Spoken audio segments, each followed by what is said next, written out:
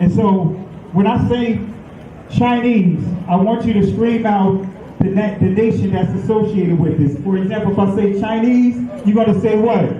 China! All right, let's say it with authority. When I say Chinese, you say what? China! All right, that's just a test right there. So here we go. Chinese. China! Russian. Russia! Italian. Italy! German. Germany! Swedish. Sweden! Korean. Korea! Egyptian. Egypt! Nigerian. Nigeria! Black. Exactly. Nothing. Tell him, Pastor. Tell him, Pastor. Black, nothing.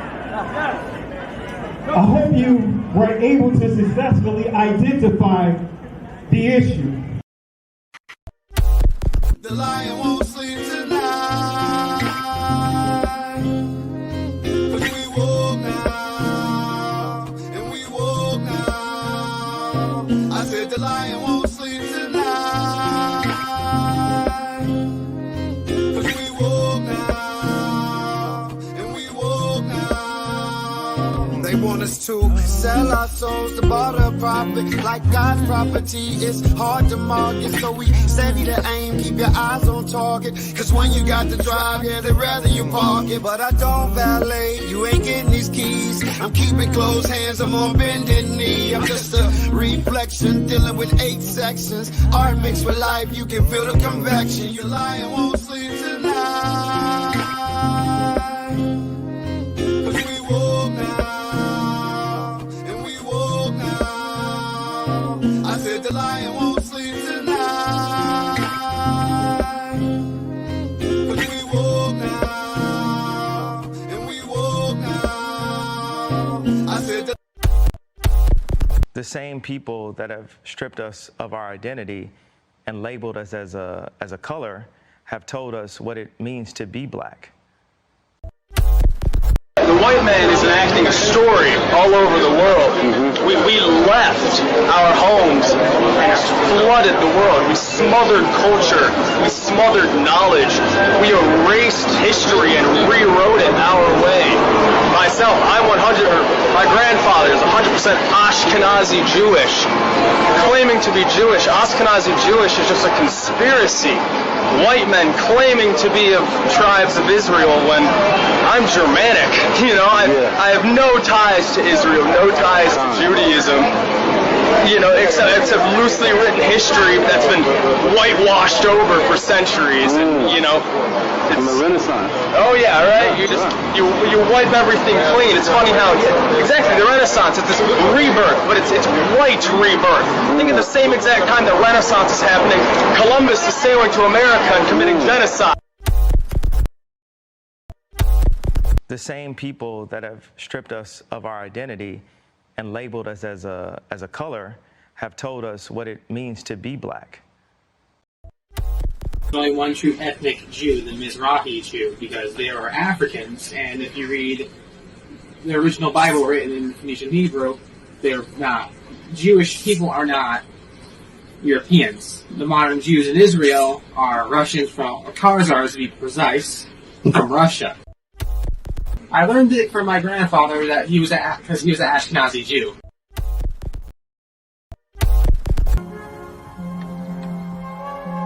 Their bones were discovered in Kafse caves near Nazareth in Galilee in 1933. 13 fragile skeletons, one a woman, a tiny baby at her feet. When these bones were first uncovered, they were the oldest complete modern human skeletons ever found. The numerous skeletons that have been found in caves in Israel at the sites of Kafse and Shkul show us that there were modern humans outside of Africa over 100,000 years ago. Those modern humans may well have gone up the Nile corridor. Those modern humans may well have gone up the Nile corridor. Those modern humans Now, the problem for me, it's not about color. It's not about white and black. This is a very reductive way to talk about things. This is the way that Americans talk about it. I'm very sorry. Like, I come from Egypt. Egypt has a very diverse color palette. People can look like me or they can look deeper skin tone like Anwar Sadat, who comes from a Nubian origin. It's not about black and white. It's not about black and white. It's not about black and white. It just doesn't matter. It just doesn't matter. It just doesn't matter. It just doesn't matter. It just doesn't matter. It just doesn't matter. At the end, it doesn't matter the color of your skin. Shemai was Egyptian. At the end, it doesn't matter the color of your skin. Shemai was Egyptian. At the end, it doesn't matter the color of your skin. Shemai was Egyptian. It just doesn't matter. It just doesn't matter. It just doesn't matter. It just But the CT scan has one more surprise for Alejandro. Shemai's ethnicity. Well, they have just told me that Shemai has a Nubian feature, which means that their ruling family was probably Nubian, and that was unexpected. Examining Shemai's anatomy closely, the thickness of his bones and the shape of his nasal cavity, the anthropologists think he was a black African, likely from neighboring Nubia. A huge revelation that challenges the prevailing image of the Egyptian ruling class. We always thought the ancient Egyptian elites were Mediterranean type. We always thought the ancient Egyptian elites were Mediterranean type. We always thought the ancient Egyptian elites were Mediterranean type. We always thought the ancient Egyptian elites were Mediterranean type. And in this sense, Shemai is representing the society of the frontier, in which different ethnic groups were mixed. At the end, it doesn't matter the color of your skin. Shemai was Egyptian. At the end, it doesn't matter the color of your skin. Shemai was Egyptian. At the end, it just doesn't matter. It just doesn't matter. It just doesn't matter. It just doesn't matter. It just doesn't matter. It just doesn't matter. It just doesn't matter. It just doesn't matter. It just doesn't matter. It just doesn't matter. It just doesn't matter. It just doesn't matter. Genesis chapter 11 verse 10 explains the genealogy of Shem. Shem was a black man in Africa. If you repeat this fact, they can't laugh at you. If you repeat this fact, they can't laugh at you. If you repeat this fact, they can't laugh at you. Want to say peace and blessings to everyone. Want to say shalom lak, mash pakha. Want to say peace and blessings to everyone. Hope all is well with you guys. You know, I'm gonna do a lesson on ancient Egypt, which actually ancient Kemet or Kamat. I want to do a lesson on that just to really further knock down that whole nonsense of the Mediterranean origin. But that's a whole nother discussion, that in itself. But I want to say peace and blessings to everyone that is tuning in tonight. We're going to go ahead and get straight into the lesson here. Let me go ahead and stretch this out. Don't want to take too much time to get into it. We have a lot to cover tonight. Before we go on, I just want to ask if my microphone sound okay. If a mic sounds nice, check one. Put the one up. If my mic sounds off, put two. All right. Getting a little flashback. My buddy Jay High style in the building. A little old school. My mic sounds nice. Check one. My mic sounds nice. Check two. But anyway, all right, great. All right, we have a lot to cover tonight. We're going to deal with the four beasts. Initially, I was going to go ahead and I was tempted to go in just really deep into like the mark of the beast and all those things. But what I'm going to do is I'm going to, over the next few weeks, I'm just going to start touching on some of the foundational things when it comes to prophecy. And I also want to really, normally this time of the year, I really get into some in-depth teachings about the Holy Spirit, really getting into the in-depth teachings about the Holy Spirit. So I may try to do something. I'm definitely going to teach you on it this Shabbat because we're going to be honoring this weekend uh, the Feast of Weeks or the Feast of the Harvest, right? Which is the conclusion of it is this weekend. So I am going to touch on that too when I teach it at this upcoming Shabbat. So if you guys are not subscribed to my backup channel, We Woke Now Extended. That's where I do all my Shabbat lessons there. So it's some lessons already there. We've really been dealing with prevailing prayer, but this week I'm going to deal with the Pentecost, the day of Pentecost, so to speak, and really get proper clarity with that, and also really talk about the Holy Spirit.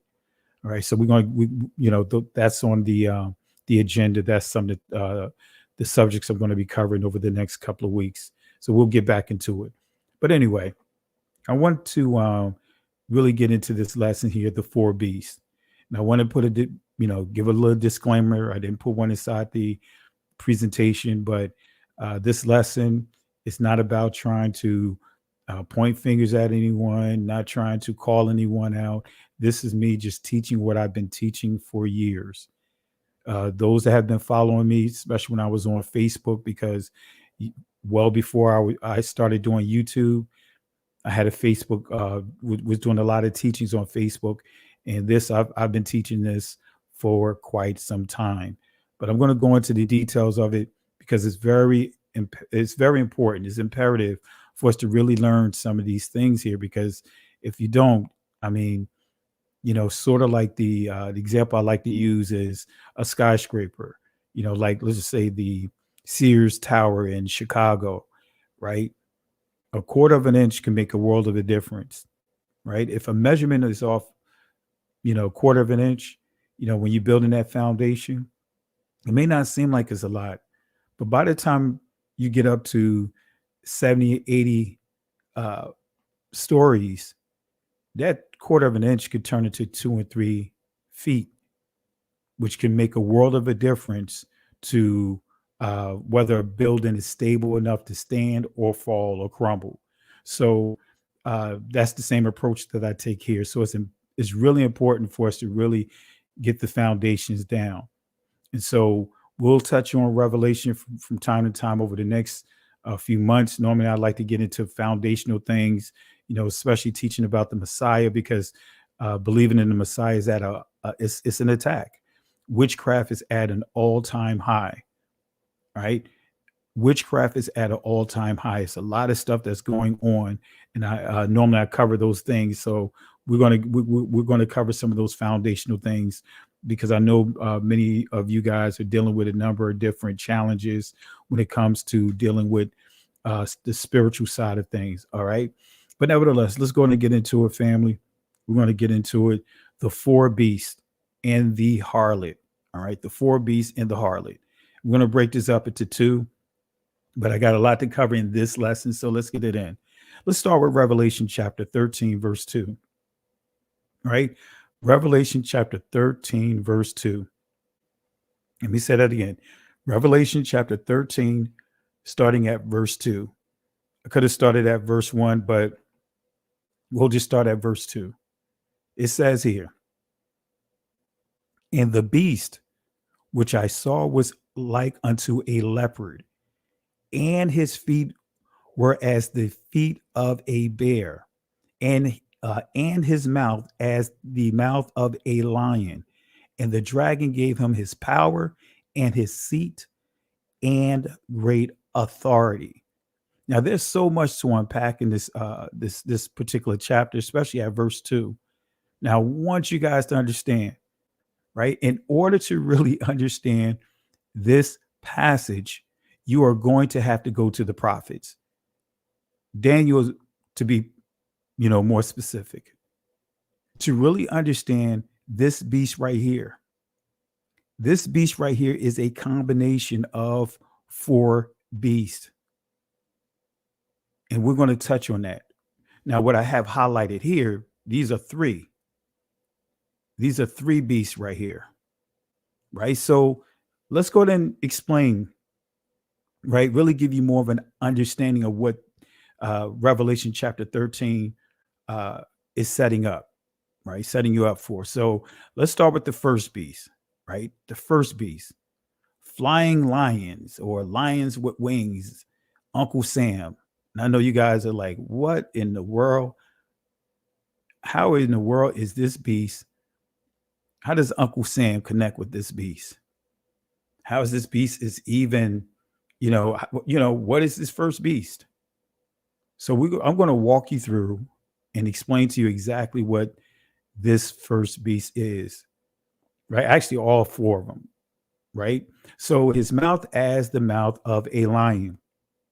All right. So let's go to englandforever.org, because many really don't know and understand that the lion, right, is a symbol for England. Used that lion as its symbol. Its national animal is a lion. So it says here, because the lion is symbolic of bravery, it was frequently used to depict the courageous warriors of medieval England. Today, it remains the national animal of the country and is used extensively in sports, teams, names, logos, icons, and so on. All right. So there you have it right there. So the lion is the symbol of the United Kingdom. Let me say that again. The lion is the symbol of the United Kingdom. So let's confirm this with Daniel chapter 7, verse 4. All right. So I encourage you guys to make notes of the scriptures that I'm highlighting. Right. Again, in order for you to understand Daniel chapter 13, you have to connect it with Daniel chapter 7, starting at verse 4, because these passages is explaining that beast. If you don't thoroughly study what many today call the Old Testament, which that term did not exist prior to the 2nd century. But in order to study the law and the prophets, or understanding Revelation, you have to understand the law and the prophets. All right. So let's start right here. So the first was like a lion, right? And when you think about the word like simply means having the characteristics. So the first was like a lion and had eagle's wings. I beheld till the wings thereof were plucked, and it lifted up from the earth and made to stand upon the feet as a man, and a man's heart was given to it. All right. So make sure you make a note of this. Make a note, write a note on your notes if you're taking notes, right? This first beast is a combination of two nations here, right? And I'm going to break it down for you. So, like a lion and had eagle's wings. All right. So it says here, till the wings were plucked, made stand upon the feet as a man. So this is the birth of the United States. You have Great Britain, or the UK, but you have Great Britain, you have the United States. They are the first beast. Great Britain is the mother. The United States is the daughter. Just like when you look at Athaliah, excuse me, she is the daughter of Jezebel, right? And she was blood drunk in slaying the royal seed of Israel. Blood drunk, but she is the daughter of Jezebel. The United States is the daughter of Great Britain. So when you see that those lips that is made reference to in Revelation chapter 13, verse 2, when it says the mouth of the lion, think of the English language. In other words, the English language proper is what you hear over in UK, what you hear over in Britain. The English that we hear over here, the English that we speak here, right? It's definitely not the same. Even though, yes, there's similarities, we can understand each other, but the English here is not the same. It's kind of a tier two language compared to the English that's being spoken over there. But anyway, so this is dealing with the birth of the United States. So when you see here, it says, till the wings were plucked, right? And made to stand upon the feet as a man. Now we're dealing with the Revolutionary War, right? Here it is, out of all the beasts here, out of all what's being described here, we see a man is being described here. So the birth of the United States, Uncle Sam. So when we go to history.com, just to give you a little information here, it says United States nicknamed Uncle Sam was September 7th, 1813. Excuse me. The United States gets its nickname, Uncle Sam. The name is linked to Samuel Wilson, a meat packer from Troy, New York, who supplied barrels of beef to the United States Army during the War of 1812. Wilson stamped the barrels with U.S. for United States, but soldiers began referring to the grub as Uncle Sam's. The local newspaper picked up the story, and Uncle Sam eventually gained widespread acceptance as the nickname for and personification of the U.S. federal government. In the late 1880s and 1870s, political cartoonist Thomas Nast began popularizing the image of Uncle Sam. Nast continued to evolve the image, eventually giving Uncle Sam, or giving Sam, the white beard and stars and striped suit that are associated with the character today. The German-born Nast was also credited with creating the modern image of Santa Claus.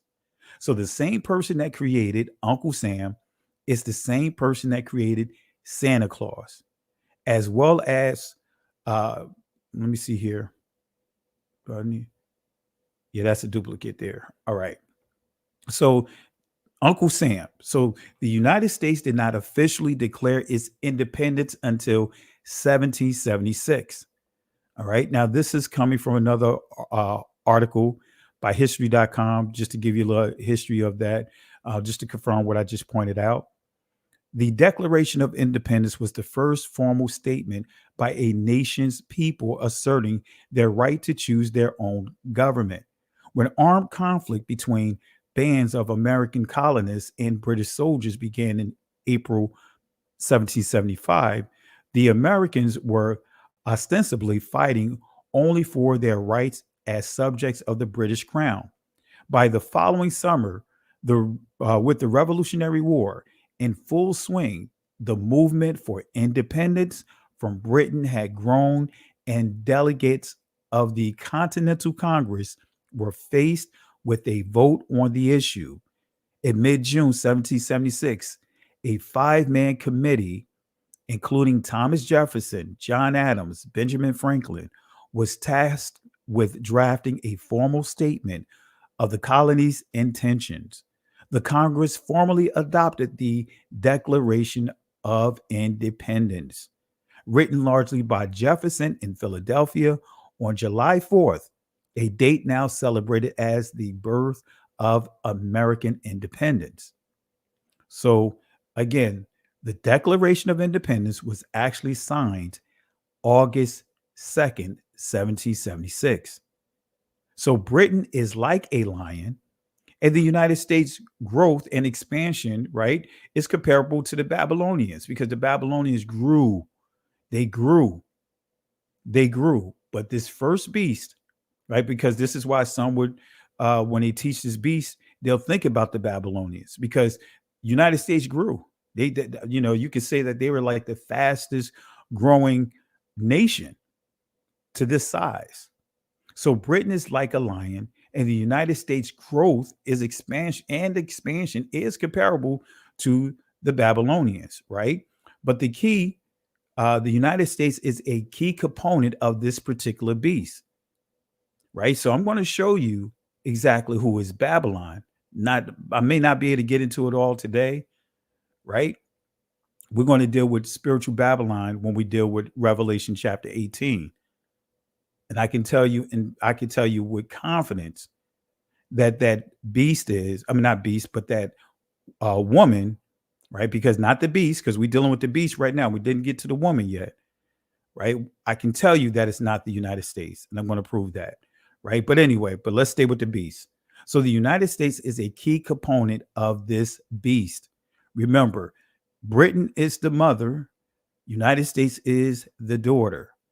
So this is coming from the article titled 400 years ago, enslaved Africans first arrived in Virginia, August 13th, 2019. It says this: 400 years ago, enslaved Africans first arrived in Virginia, stolen by Portuguese slave traders, kidnapped by English pirates. Kidnapped. That's where you get the word rapture, means kidnap, right? The Hebrew word is ganab, right? So slave traders kidnapped, they raptured, right? They abducted, right, by English pirates and taken far from home. African arrivals to Colonial Virginia in 1619 marked the origins of U.S. slavery. In late August 1619, 20 and odd captive Africans first touched the soil at Point Comfort, now Fort Monroe National Monument. And what's interesting is, I've been to this base a number of times, especially when I was in the military, and I never thought about this back in the past. And I was like, you know what? Now knowing this, I'm going to go out there and take some pictures. Hopefully, they didn't change up a lot of the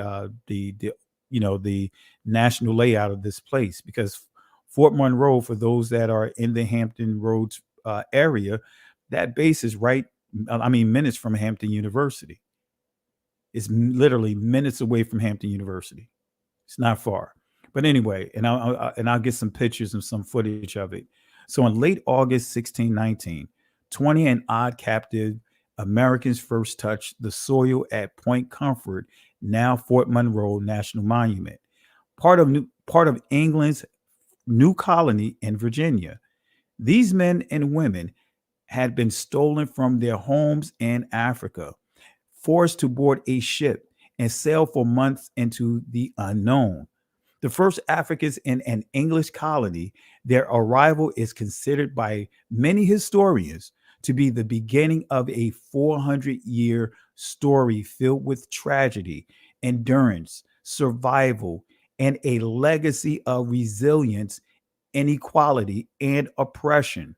So this article is dated August 2019, because again, they wrote this article in commemoration of 400 years. All right. So with that being said, it goes on to say the first Africans in Virginia were not the first Africans in North America, but they were significant. They were a significant part of the ever-changing Atlantic world during the colonial era. So they're making it clear, right? These captives, these slaves here, they weren't the first Negroes here in this country. James Adair proved that, and others proved that. There's plenty of sources to confirm this. All right. James Adair wrote a history of the Indians. That's the name of his book, I believe, off the top of my head. But he wrote about this, about the Native Americans, or the Aboriginals, that he came in contact with in Virginia. Well, actually, it was North Carolina, Georgia, Spanish Florida, Alabama.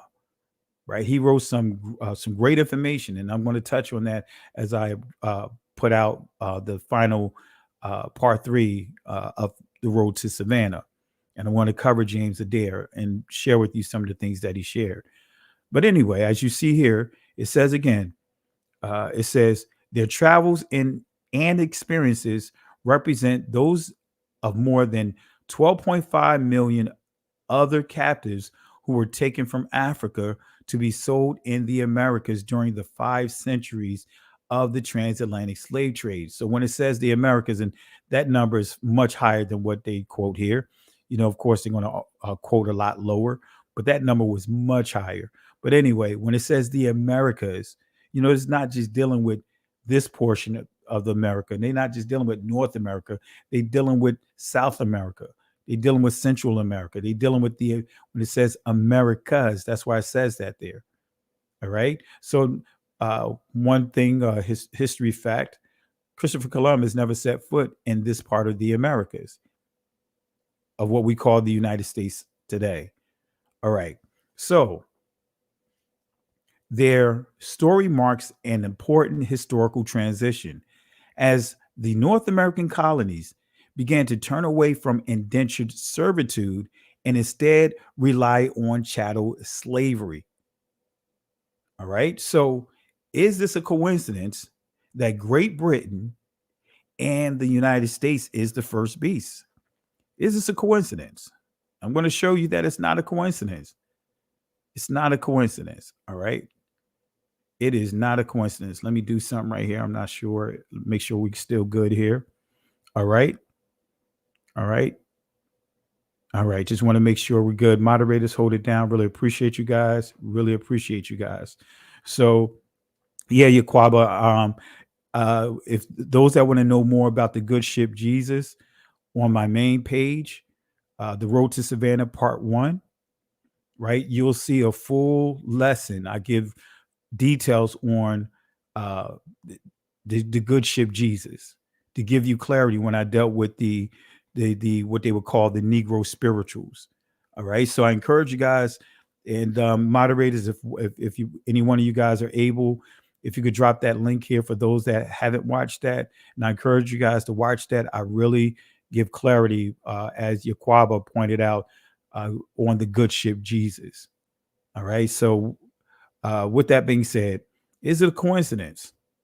Is it a coincidence that Great Britain and the United States is the first beast? It's not. It's not. But let's talk about the power of Great Britain. Let's talk about the power of Great Britain. We're just going to touch on it a little bit, and then we'll get to the next beast. Some of you guys probably remember this from one of my teachings I did earlier this year about Nigeria, right? And I just want to ask this question, or not just ask the question, but explain this. The Berlin West African Conference. So what was the Berlin West Africa Conference? What is it? Right? And I purposely placed here, this map here. This is an older map for you to get more of an idea of exactly the name of this territory. It wasn't Nigeria, but you see the British Protectorate, right? The Brits, the French, these Europeans, they annexed Africa. They annexed Africa. So why did the concert of Europe assemble at Berlin to toy with the future of another continent without reference to its leaders? So they had this conference, and none of the African leaders or Akibulan leaders were part of this conference. It's still tying in with prophecy, but we're dealing with the influence of Britain. I got a lot more I could share. I was going to go into the House of Commons and all that tonight, but I'm going to do a separate teaching on really go into details with Great Britain, because when many are dealing with the prophecies of the scriptures, no one really mentions Great Britain, when Great Britain is actually the mother of the United States. So why did the concert of Europe assemble at Berlin to toy with the future of another continent without reference to its leaders? Why was Africa partitioned and conquered at the time that it was? All right, so let me zoom this map in just to make sure you guys can see this here. Just want to make sure you see here, British Protectorate. All right. And when you understand, for example, the Queen, or should I say the royal family of the UK, they pretty much own Canada. Look it up. They own most of Canada. But anyway, so why was Africa partitioned and conquered at the time that it was? Why did the scramble for Africa turn into a territorial steeplechase?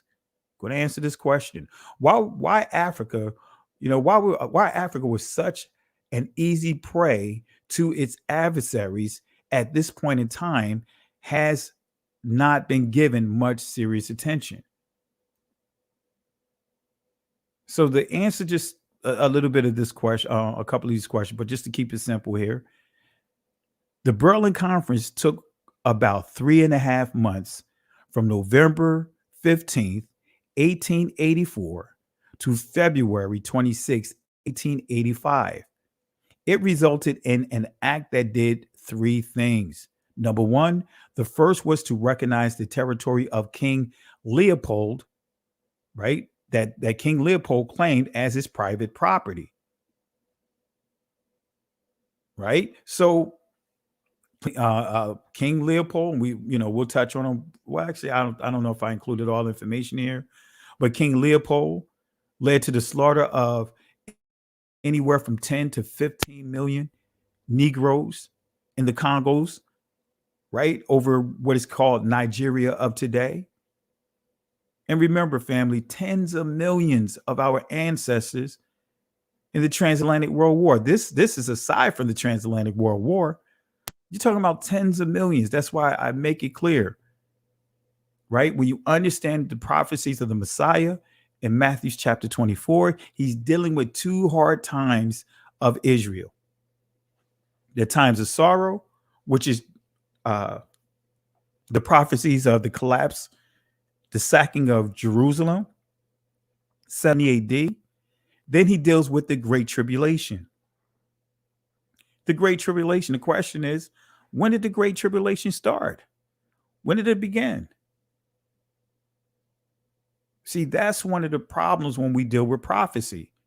See, when you hear people giving prophecy, notice you will never see them talk about what happened in Africa as far as the Transatlantic World War. We would never hear anyone talk about the Transatlantic World War and their prophecies. We've been conditioned to talk about World War I, to talk about World War II, when in the Transatlantic World War, far more people died, far more of our ancestors were murdered. But you don't hear anything about the Transatlantic World War. The only time we will hear about the Transatlantic World War, is when many are teaching about Deuteronomy 28. Deuteronomy 28. Right? That's the only time you hear about the Transatlantic World War. But this is the time of tribulations. And again, honest historians, that's what I'm saying, honest historians, when they talk about the Transatlantic World War, they will make it clear that there was no other period, no other things, no other people that were subjected to our people. That was the worst time in any history of any people.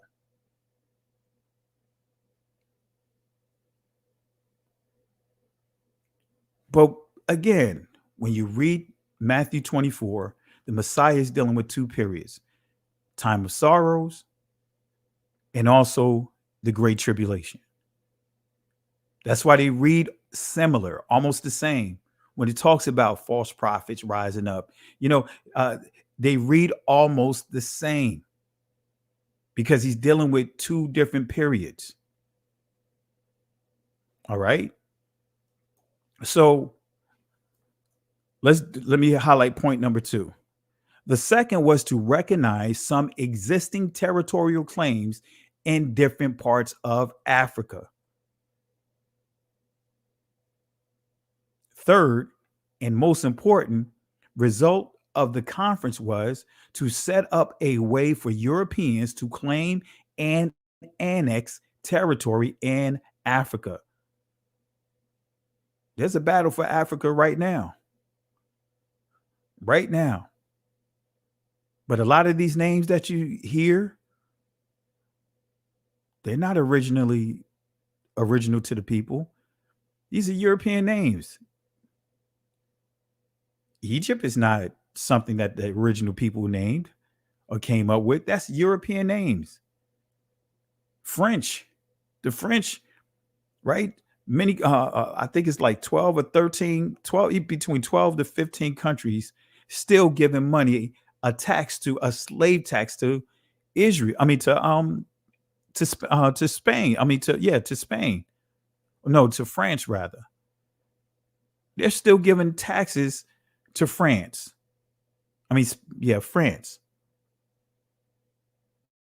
Billions of dollars every year. So the third and most important result of the conference was to set up a way for Europeans to claim and annex territories in Africa. So the entire conference was based and fueled on a racist idea that all this land was unclaimed and that the local societies could not simply rule themselves.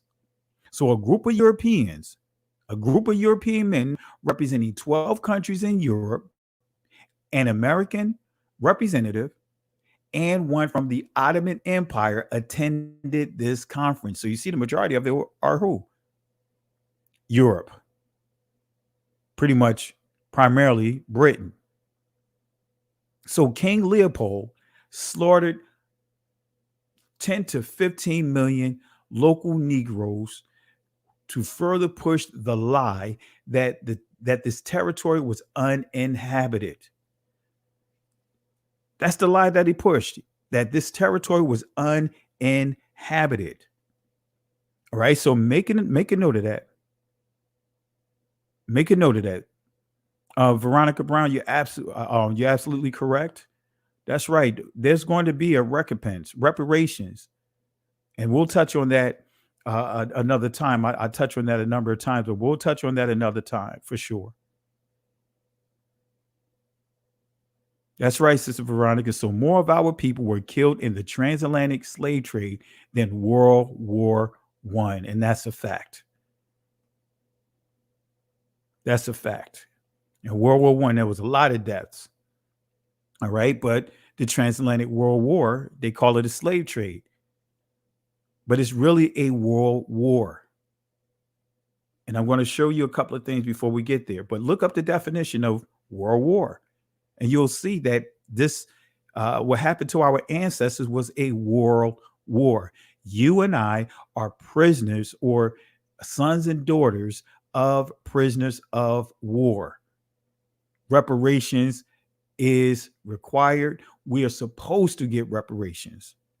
And the purpose of reparations is to make sure, to ensure that the victim is not dependent on the perpetrator. That's the purpose of reparations, to make sure the country or territory that was offended, right, that was victimized, they are not dependent on the perpetrator. That's true independence.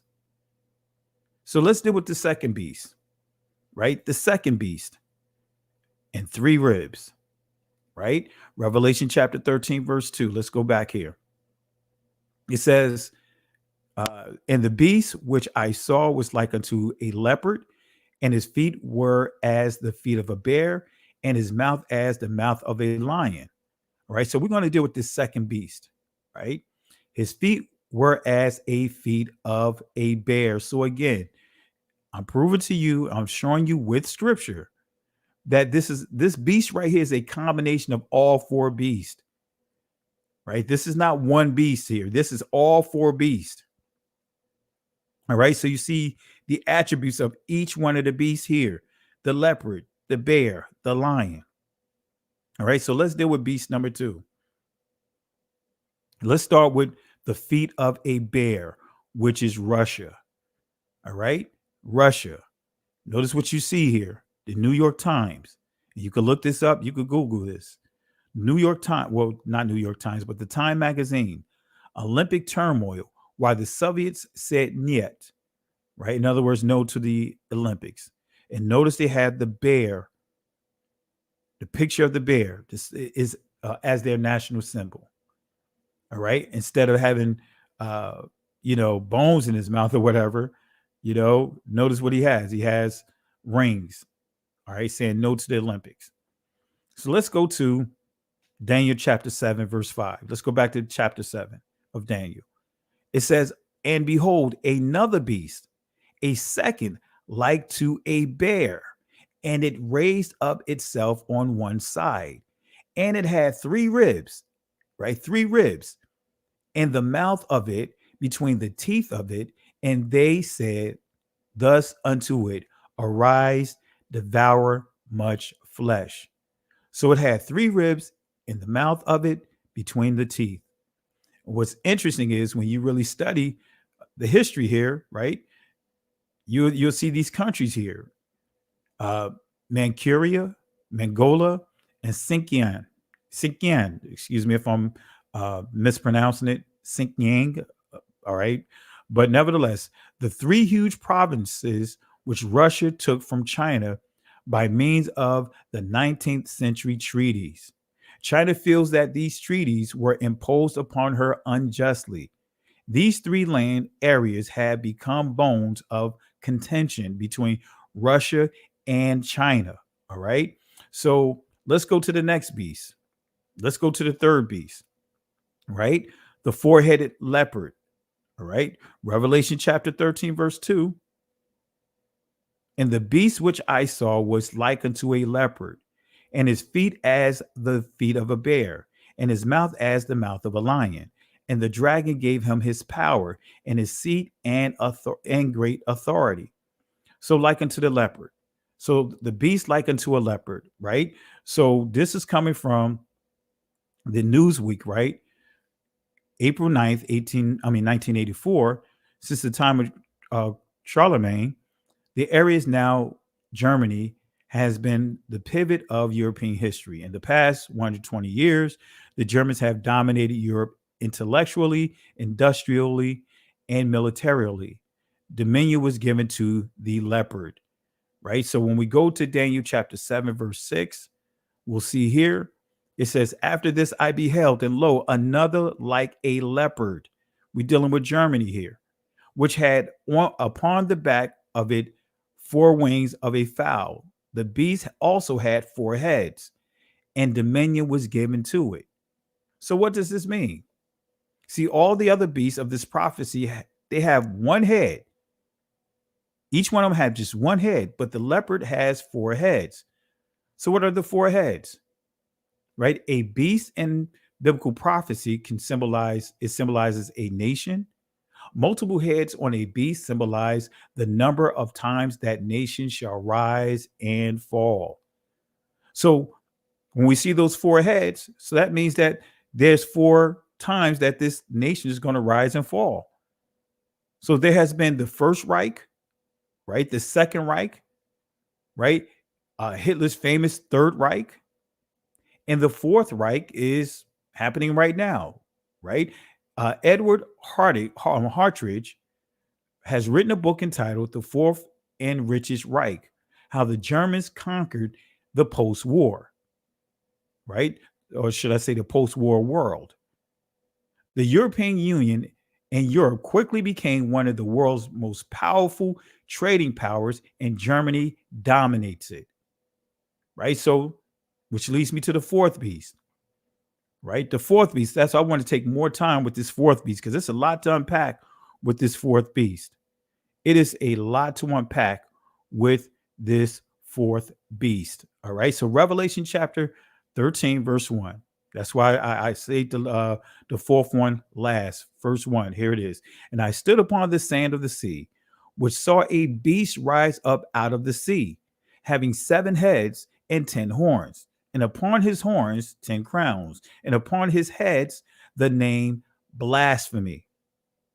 All right. So again, having 7 heads, 10 horns, and upon his horns, 10 crowns. right? So I'm putting this up here for a reason. This is the Zion, and the Israeli pronunciation is Zayin, but the numerical value is 7, right? And this letter means weapon. That's the pictograph of this letter, right? Then we have the Yad, right, which means hand, arm, redemption. Numerical value is 10. All right. So, his number one priority and reputation is blasphemy.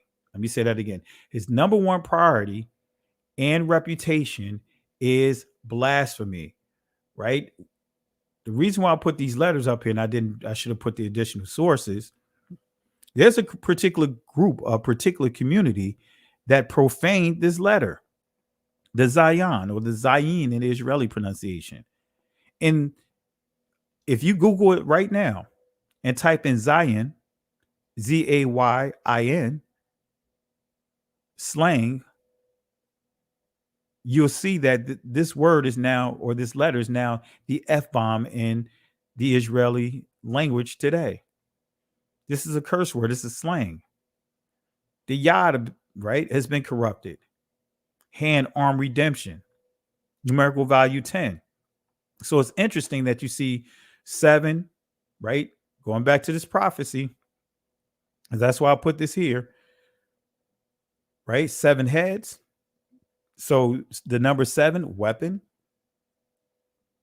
10 horns, redemption, right? Or 10 crowns, where we see the number 10, redemption. And we're going to touch on that word horns in a second here. So let's fast forward here. So his number one priority and reputation is blasphemy. And when we go to the Hebrew dictionary definition of blasphemy, we see na'at or na'at, right? It means to scorn, abhor, blasphemy, contemn, despise, provoke, abhor. All right. So who is this beast? Who is this beast? See, Daniel warned about the agenda of the fourth beast, 10 horns and 10 kings. Let's go to Daniel chapter 7, verse 23. Thus he said, the fourth beast shall be the fourth kingdom on the earth, which shall be diverse. And you see the Hebrew word shana or shana'ah, from all kingdoms, and shall devour the whole earth, and shall tread it down and break it in pieces. So which shall be diverse? So this beast is described as being diverse. See, when I initially was teaching on this particular beast, before I started studying Hebrew,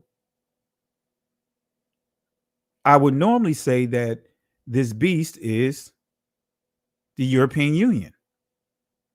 I would normally explain this beast as being the European Union. All right, not going to go that path. I'm going to give you a different spin on it. Some of you guys probably remember when I touched on this a little while back, but I'm going to give you a refresher. So let's start with the Hebrew dictionary definition of the word diverse. It says here, to alter, change. So this beast, the attribute, the skill of this beast would be good at altering things, changing things, manipulating things. They're going to have this, they're going to really have the gift, the spirit of manipulation. Manipulation, family. So they're going to have the power to change, alter, and manipulate things. And we've been up under that manipulation. If you understand the 83rd book of Psalm, the crafty counsel, because they made they have an agenda to make sure that the Israelites, their reputation, when you say name, is no longer remembered, is forever forgotten, right? Name, Sham, right, means reputation. So the reputation of Israel is forgotten. We don't know who we are. We completely lose any sense of knowing who we are. By what? Manipulation, altering, changing history. So the etymological dictionary definition of diverse, notice this here. It says different in kind, not alike, essentially different. It means turned different ways, disagreeable, unkind, hostile. But here's the kicker, family. It says the sense of including and promoting persons of previously underrepresented minority identities. That's interesting, right? It says including and promoting persons of previously underrepresented minority identities. But again, manipulation. So who is this beast, family? Who is this beast? Who is this beast that will operate under the spirit of altering, changing, and manipulation? Who is this beast that will operate under the spirit of altering, changing, including and promoting persons of previously underrepresented minority identities? Who is it? Who is this beast? Who is this fierce beast? Y'all remember this, right? Jonathan Greenblatt. Y'all remember this. This is something that he posted trying to go at Whoopi Goldberg last year.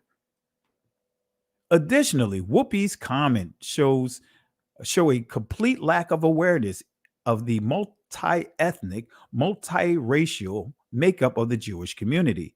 She needs to apologize immediately and actually commit to educating herself on the nature of anti-Semitism. Remember what Whoopi said that got into hot water, right? She was saying that, hey, you can't, if you see one of them on the streets, you can't tell who they are, whether or not they just a regular Caucasian or if they're, that's her point. You can't tell who's who when it comes to that. But Jonathan Greenblatt said Whoopi's comments show a complete lack of awareness of multi-ethnic, multiracial makeup of the Jewish community. And the question is, number one, when did they become a race or considered a race, the Jewish community as we know them? And when did they become multiracial? When did they become multiracial? What is multiracial? Notice what it says here. Made up of or relating to people of several racial or ethnic groups. You see how deceptive this is, family? See, we are so deceived.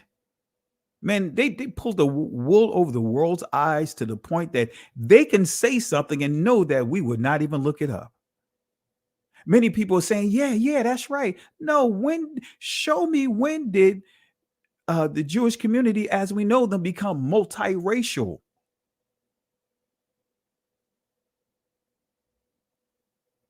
Everyone else, you're one race according to this institution of race. But they can say more and more saying that they're multiracial. All right. So, example of multiracial. This is what they're saying. Come on, family. These are examples of multiracial. Multiracial. These are examples of multiracial. Make sure you guys, I'm making sure I'm highlighting it a few more times.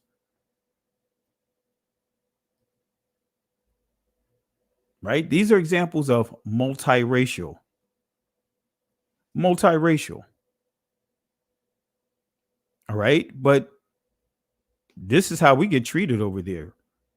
This is how we get mocked over there. Let me show you this real quick. I'm going to show you a couple of clips here, and then we'll jump right back into it. Let's start with the first clip. This is new anchormans over in Israel mocking our people. נחשף ביערות בורקינה פאסו של קניבלים נטו נטו.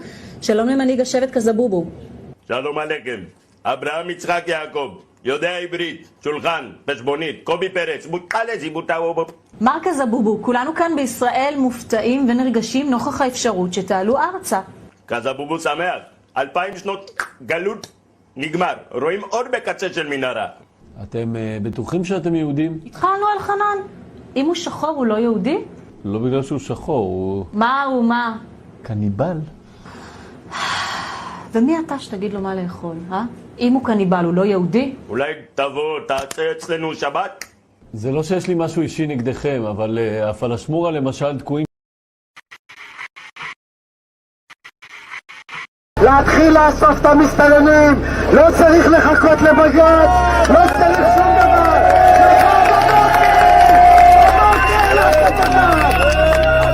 אני רואה חרא מחוץ לבית שלי, יריקות, פסיכופטים, אנשים שרק מחפשים איך לרצוח אותי בעיניים שלהם, אבל אף אחד לא מאמין לנו. אנחנו גזענים כדי לרצות לשמור על החיים שלנו ועל השפיות שלנו. אז אני גאה בלהיות גזענית, אני גאה בלהיות גזענית. אם אני גזענית בשביל לשמור על החיים שלי, אז אני גאה.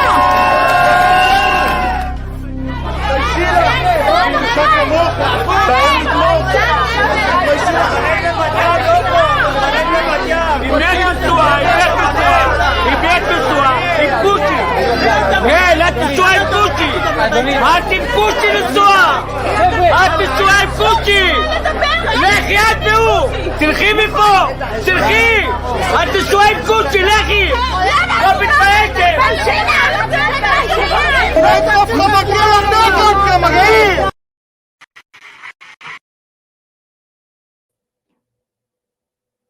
Right? That's the stuff we won't hear about that. We won't hear anyone talking about that. We won't hear anyone discussing what I just shared with you. But let's get back to this multiracial, multicultural, multi-ethnic. Let's get to here. Let's explain this real quick. This is what they would say to you. They would tell you that they're multiracial. So the question is, how is this possible? Of course, if you understand the law of return, I'm not sure if I put it in here. I think I took it out. But the law of return defines what a Jew is, right? A Jew, not an Israelite, not an ancient Israelite, but a Jew. It says that in a nutshell that a Jew is a person that has been born to a Jewish mother or been converted to Judaism, practicing Judaism. So anyone can become a Jew. By what? Conversion. So how is multiracial impossible? Genetic distances by way of conversion. Let me say that again. Genetic distances by way of conversion. So this is the book. I know I bring this book up all the time. Guys, get this book. Genetic Distances, The Origin of Ashkenazi Jewry by Jit Van Straten, right? It says a large part, and this is a quote from the book, right? A quote from the book, Distances. And notice what it says here. It says a large part of the study was devoted to the determination of genetic distances between the different populations. Through this method, genetic markers from different Jewish populations are compared. The smaller the relationship, the more differences in DNA may have arisen. Such differences are called distances. So in how they came up with this test here, they took 75 Caucasians, in other words, white populations, right, based on 9 markers, right? The genetic distances analysis showed that East European Jews was closest to the inhabitants of Thrace, the region shared by Bulgaria, Greece, and Turkey. Bulgarian Jews came next, followed by 36 non-Jewish populations. And only then the second Jewish population, the Iranian Jews.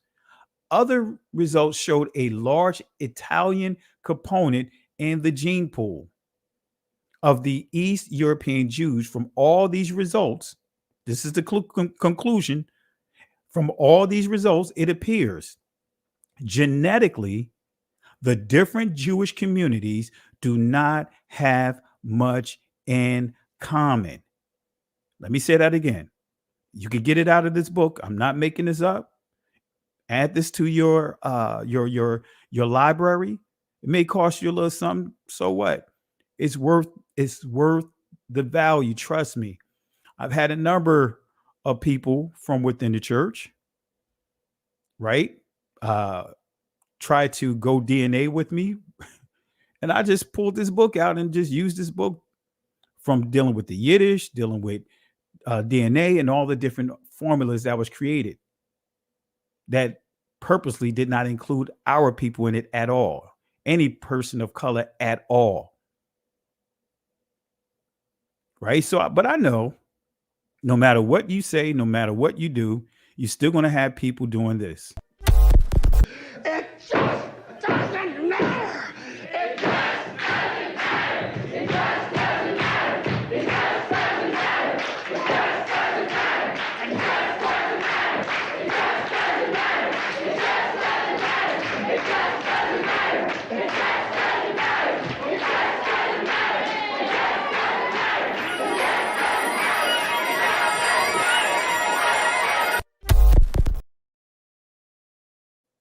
And those that have been following me, I've been promoting this book for years. So again, it says genetically, the different Jewish communities do not have much in common. Often they appear to be more related to the population in the midst of which they live. In other words, when its generic material was available. So this is saying that they're converts. DNA wise, they have nothing in common. Right? So remember, manipulation, altering, changing. So when we go to the book of Daniel, chapter 7, verse 24, let's go back here. And the 10 horns out of the kingdom are 10 kings that shall rise, and another shall rise after them.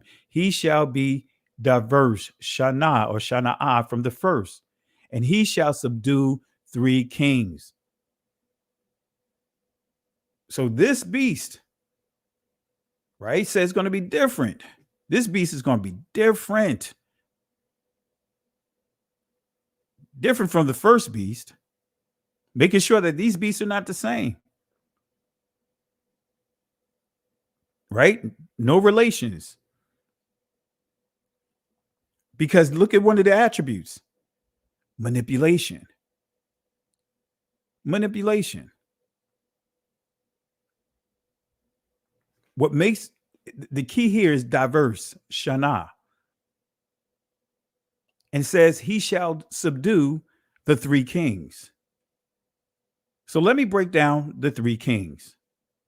Let me break down the 3 kings. It's pretty simple. I don't have to put a lot of time into it, but this particular beast is going to subdue the 3 kings.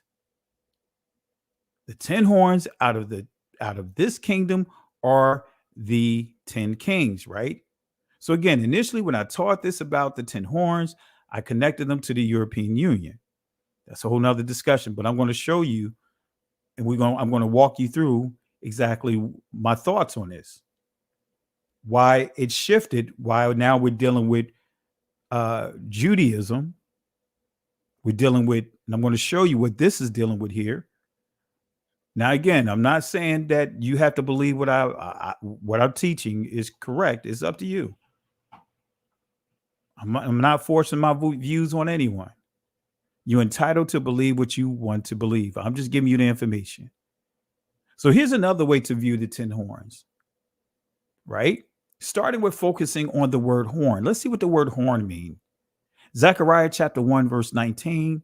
Let's go to this prophecy here. It says, and I said unto the angel that talked with me, what be these? And he answered, these are the horns, Quaran, which have scattered Zara, or Zara, excuse me. I was about to say Zarawa, but Zara, Judah, Israel, and Jerusalem, right? Judah, the southern kingdom, Israel, the northern kingdom, Jerusalem, the capital. All right. So the Hebrew definition of the word horn. Now, I hope y'all grab hold of it because the Hebrew word, as I said, is quaran. Did you guys catch on to it? Quaran? Did you guys catch on to this key word, quaran? Now, let me break down this here. Why learning Hebrew, especially from the ancient perspective, this seeing prophecy completely different now. Now I get a completely different view on many of the prophecies. All right, let me do something here real quick. Let me unplug this here. All right. So let's look at the definition of quaran. Let's see what it says. It says horn. It says a horn. Right now, of course, you see here it says, because it's the Israeli pronunciation of it, Karen. Right. This is the Israeli pronunciation of it. Right. This is the Segal, not getting into the dots and all that. But we see when we go to the primitive root, pronunciation is quaran. Right. So again, ancient Hebrew didn't have all these sounds here. But nevertheless, let's go ahead and see what this word means. It says a horn, a corner, in other words, of the altar, a peak, in other words, of a mountain, a ray, in other words, of light. So this word, Karen, right? It means a horn. All right. But let's go to the primitive root that we had highlighted. Right. Notice how it's pronounced, quaran, and it means to push or gore, to shoot out horns, raise, shine. So this is the primitive root word, quaran, and that's the proper pronunciation of it. So horns, quaran represents represents nations, it can represent leaders, represents strength of nations. But I'm going to show you too, it can also be a key component within Islam, which many of you guys probably already know, probably already caught on to it. Horns, quaran, were said to be specifically represented to represent the nations that had scattered Yahweh's people. Let me say that again. Horns, quaran, were said to be specifically represented. It says to represent, excuse me, the wording here. It's said to specifically represent the nations that had scattered Yahweh's people. Here it is. Let's break this down. Which nations were represented by the four horns? It's not clear, but I can tell you one thing. I'm going to show you one of them. Most likely, there were four chief emperors that had oppressed Yahweh's people: Egypt, Assyria, Babylon, the Persians, the Medo-Persians Empire. But I believe this horn is key to understanding this prophecy. Let's go to the Britannica. See, I'm telling you, family. See, when I originally put this presentation together, before I even started doing Facebook, right, I had to modify it. I had to add some stuff to it because some of this is still some of my old teaching, and I had to go back and over time I updated it. Once I started learning Hebrew, oh my gosh, it just, a lot of the stuff, some of the basic stuff I had to remove because I was still teaching the scriptures from a Eurocentric perspective. When you start understanding Hebrew, ancient Hebrew, free from all the other stuff like the layers of the Talmud and all that stuff, this straight ancient Hebrew, start studying these words. I'm telling you, prophecy is you're going to see prophecy, even certain things that you thought you had a full understanding of. Once you start really studying the Hebrew, it's like, wow, man, I didn't see the prophecy this way. So let's go to the Britannica definition of the word Quran or Koran. Let's see what it says. It says Quran, Arabic, it means recitation. Also spelled Quran or Koran, the scripture, the sacred scripture of Islam. It goes on to say the word Quran, which occurs already within the Islamic scripture itself, is derived from the verb qara or qara'a. Y'all probably heard me say that before. Make a note of this word, qara or qara'a, which means to read. It means to recite. So write this down. It means to read. It means to recite. And as we see here, recitation. Okay. So let's go to the Hebrew primitive root word that means recite. There you have it. Qara in the ancient Hebrew, it would be qara'ah, which means to call out to. In other words, this is where you worship, right? You could cry to the Father. When you see the scriptures, I cried to the Lord. He heard my cry. You'll see that word qara there. Addressed by name, call. In other words, call forth, call for self, call upon, cry unto. Right? But notice what you see here. This is the key. Proclaim, proclamation, right? Proclamation, pronounce, to call out, recite. And then when we look at the sub-entry under A, it says to read aloud. Wait a minute. Didn't we just give the full definition of Quran from the Britannica? Then they confirm what we just highlighted here. Let's go back here. Right? Let's go back here. Quran recitation. It says Qara'ah, to read, to recite. And I just pointed that out here, proved it here. To read aloud, recite. So this is a piece of history that you don't hear many of us talking about. The Arab-Muslim slave trade. See, now we're getting into religion, even though I'm still going to focus on the Jewish community as we know them for this particular piece. But I want you to understand my thought process when I really started studying the Hebrew, and I was studying Zechariah, and I'm like, wait a minute. And when I saw that Hebrew word Quran for horn, it's like, wait a minute. No, I didn't just see what I just saw. And I already studied the Arabic slave trade. And all that did was just have me see prophecy different. Now, all the ones that my way that I was focusing on prophecy, now I see the influence of the Jewish community. I see the influence of, which is the religion, Judaism. I see the influence of Islam. I see the influence of Catholicism, Christianity, because we have been taught to protect them. When we think of prophecy, especially the fulfillment of us to be delivered, they are on the same side of the fence with us. We've been conditioned to always protect our oppressors. Have you noticed that, family? If you notice that, type 1. If you notice that we've been programmed, we've been hacked to always protect our oppressors. If you agree with me, type 1. And I'll read your name here out loud, and that'll give me a chance to give you guys some shout outs for the love and support. So let me start with Andrea Leggett. Thank you, sis. Really appreciate the love and support. You said 1. Yep. That's the way that you've been programmed, just like I've been programmed, wired to approach the text that way. Mr. Original Old School, same thing, said he agrees, been taught the same way. Eyes open, edify. Yes, he agrees here. Ari Lynn agrees here. Yaquaba agrees as well. Let's see here. T Real, same thing, agrees. Looks like it's going to be unanimous.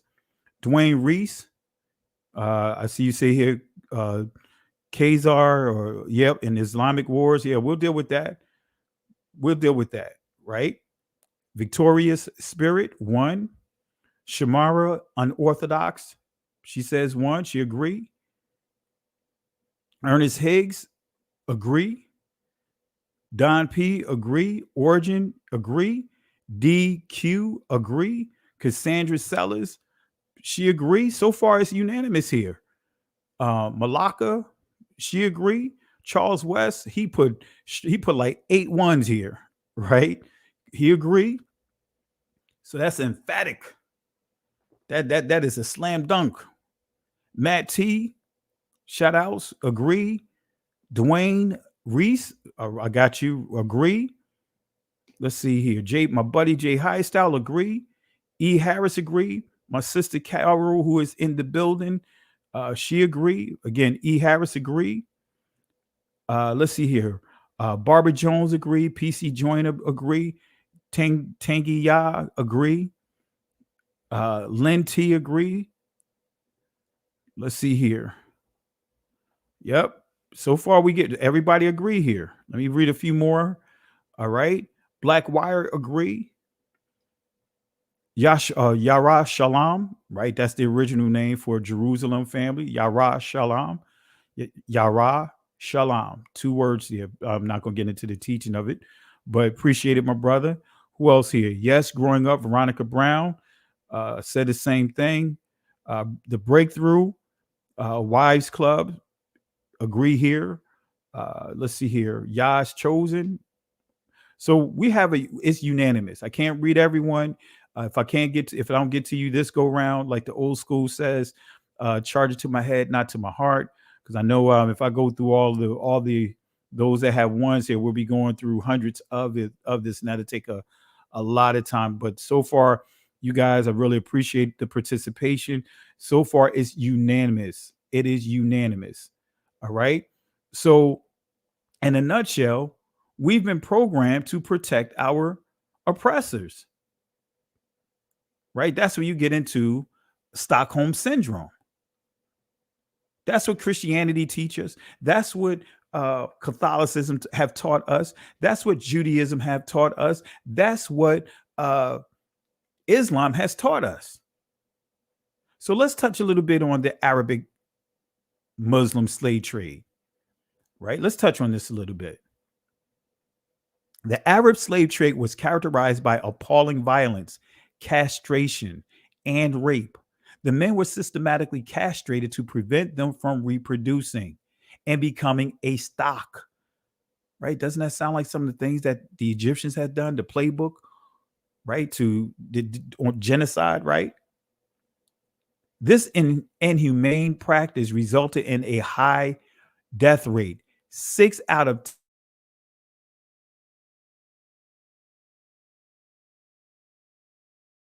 castrating boys, 4 and 5 years old, castrating, removing their reproductive organs. Family, I ain't put I was gonna put a couple of pictures here, but I'm not gonna do that. I don't want to get censored or anything like that. But yes, they were doing all kinds of crazy stuff. And castration centers. The Arab slave trade also targeted African women and girls who were captured and deported for use as sex slaves. This is still happening today. According to the work of some historians, the Arab slave trade has affected more than 17 million people in the sub-Saharan region. It was much more than this. It was a lot higher than this. Alone, and more than 9 million African captives were deported and 2 million died on the road. This despicable phenomenon was legitimized by Islam, as Christianity would later condone. This Christianity, Catholicism, condone the transatlantic slave trade. For example, the Tunisian Arab historian Ibn Khaldun, right, wrote that the only people to accept slavery are the Negroes because of their lower degree of humanity, their place being closer to the animal stage. So this is Islam. This is what the Muslims think about our people. This is what they think about our people. It's not just the Muslims. Judaism and the Talmud compare us to monkeys and gorillas, apes. The church refer to us as being beasts, animals, primates, created on the 5th day. Yeah, family. Many of our brothers and sisters flocking to Islam. and don't have a clue about what they have done to us. How can you defend our people with a doctrine that purposely enslaved our people? That's why I refused to go back and teaching some of that stuff that we had to deal with in Christianity. No, I am not. I'm running as far away as I can from that stuff. I refuse to wear, like I said, I got pictures of it on my Facebook channel when I decided that I was not going to wear a collar ever again. I was not going to wear I got nice robes that was purchased for me. I refuse to wear that stuff. Would never come, don't even think about it. Very expensive robes. The only people to accept slavery are the Negroes because of their low degree of humanity, their place being closer to the animal stage. All right. So Islam is a religion which contributed to the tribulations of the Negro. So let's go. Let's continue on with this fourth beast here. Daniel chapter 7, verse 24. And the 10 horns out of this kingdom are 10 kings that shall arise, and another shall rise after them, and he shall be diverse Shana or Shana'ah from the first, and he shall subdue the 3 kings. All right. So we see here Shana, manipulation, and he shall subdue the 3 kings. So let's deal with subdue. The Hebrew word of subdue, it says to depress or sink, but nevertheless to humiliate. Bring, in other words, cast down, bring down, cast down, put down. Be, all right? Be lower. As you see here, be low, bring lower, lay lower, make lower, put lower. All right? So who is this diverse beast who shall subdue 3 kings? Well, let's start with the 3 kings. Let me show you guys who the 3 kings are. Let's go to 2 Kings chapter 3, verse 7 through 10. And he went and sent to Jehoshaphat, the king of Judah, saying, the king of Moab hath rebelled against me. Wilt thou go with me again, Moab, to battle? And he said, I will go up. I am as thou art. My people as thy people, my horses as thy horses. And he said, which way shall we go up? And he answered, the way through the wilderness of Edom. Now we're dealing with the Edomites.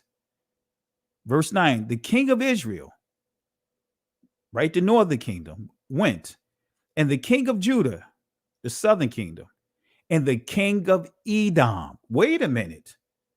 These are the 3 kings? You mean to tell me that the northern kingdom, the southern kingdom, and the Edomites came together to fight against the Moabites? Yes, family. Because they realized that their differences among each other, man, the enemy don't care about that. The enemy doesn't care about that. See, family, we can have all the differences among us, but sometimes we can get out of hand with our differences and forget that there's a bigger threat that don't care about our differences. They'll take out all of us. They don't care about our differences. That's why you see this awakening is under attack like never before. They don't care about our differences. Right? So you see the king of Israel, the king of Judah, the king of Edom. Right? They came together. And the king of Israel said, alas, that Yahweh hath called these 3 kings together to deliver them into the hands of Moab. So the 3 kings are the 3 kings of the 3 kings are the king of Israel, the king of Judah, the king of Edom. Right? Going back to Daniel chapter 7, verse 25. Right? This beast is fierce, man. This beast don't care, family. And he shall speak great words against the Most High.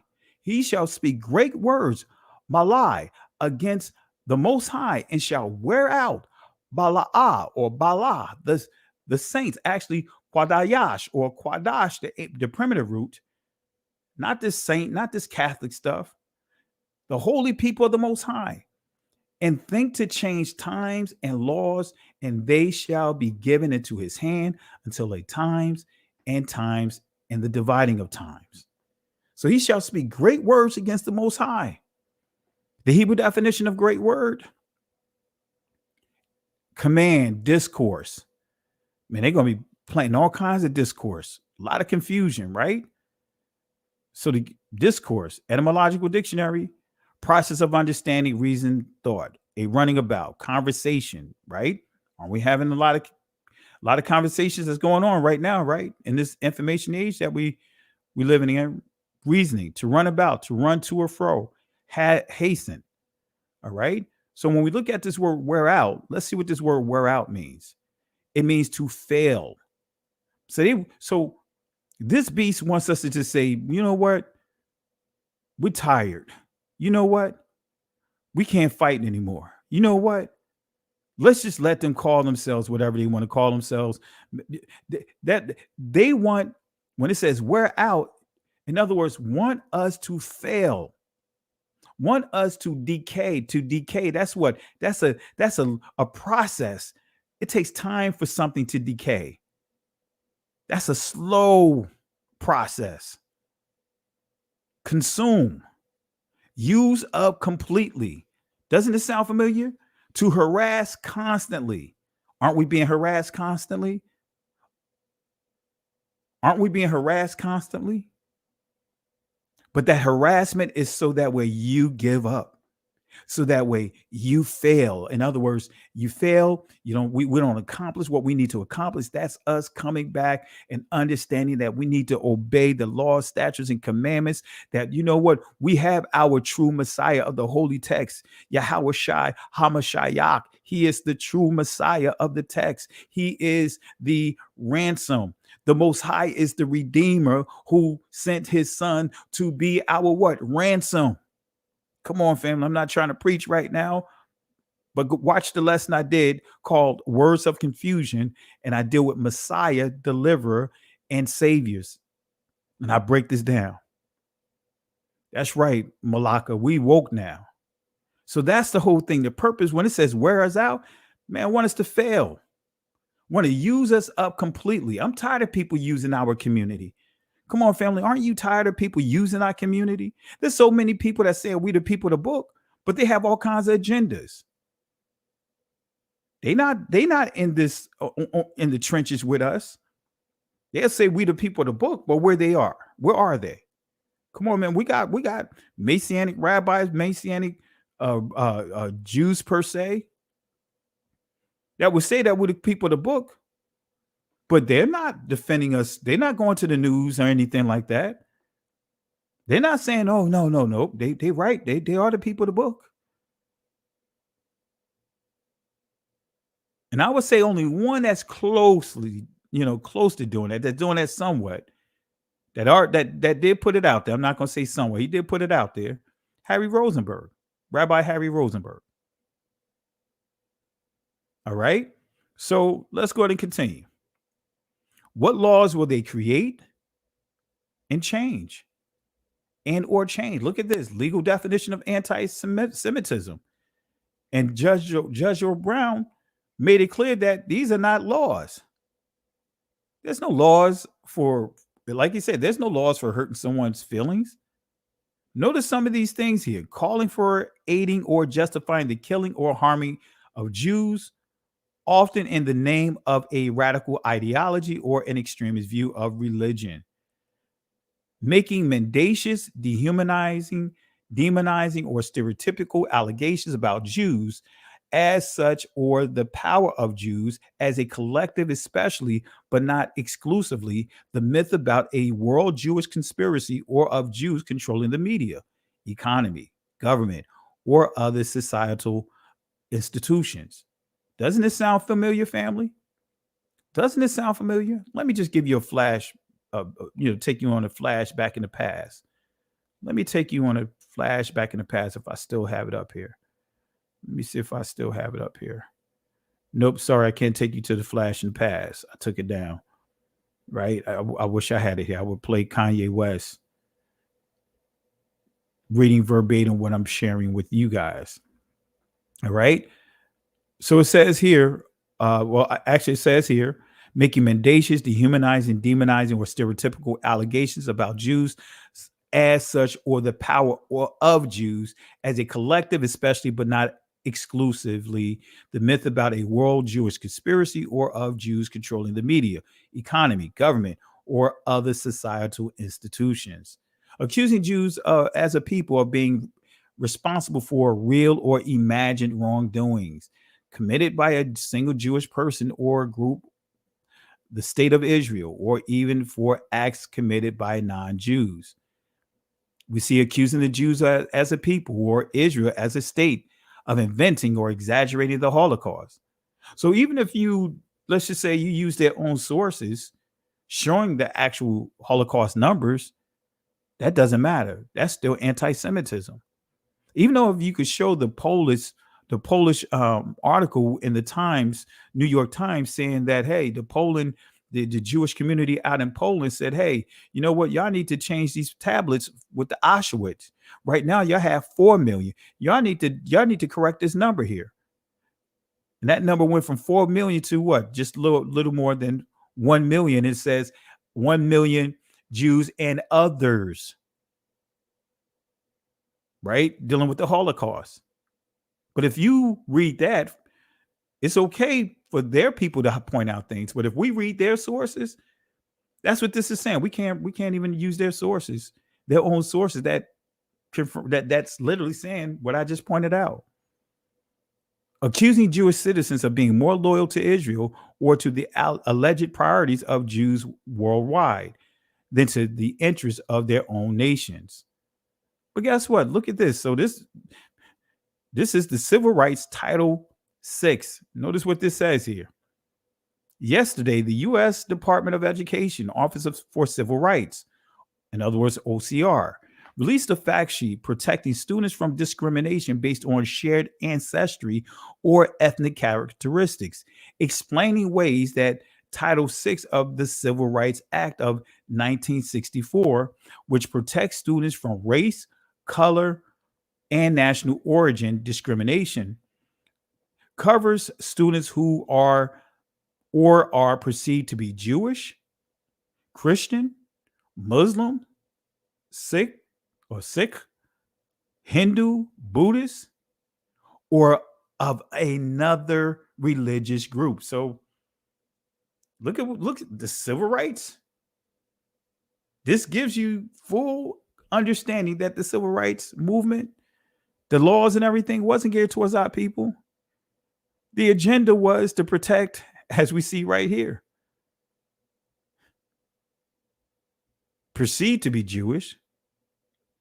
It says students who are or are perceived to be Jewish, Christians, Muslims, Sikh, Hindu, Buddhist, or of another religious group. The rise and report of anti-Semitic incidents, including at schools, underscores the critical importance of addressing discrimination based on shared ancestry, or ethnic characteristics. Come on, family. Here's another. Laws suppressing boycotts of Israel don't prevent discrimination. They violate civil liberties. Notice what it says here, right? A number of states recently passed laws that require state contractors. Remember what we said, this beast is going to be good. The skill set is going to be what? Manipulation, altering. A number of states recently passed laws that require state contractors, including teachers, lawyers, newspapers, and journalists, and even students who want to judge high school debate tournaments, to certify that they are not participating in political motivated boycotts against Israel. What does that have to do with anything? Come on, family. Manipulation, altering, right? Do I want to go over this right here? Yeah, when we deal with, let me see here. Let me do something real quick. I'm not sure if I want to deal with the one drop rule.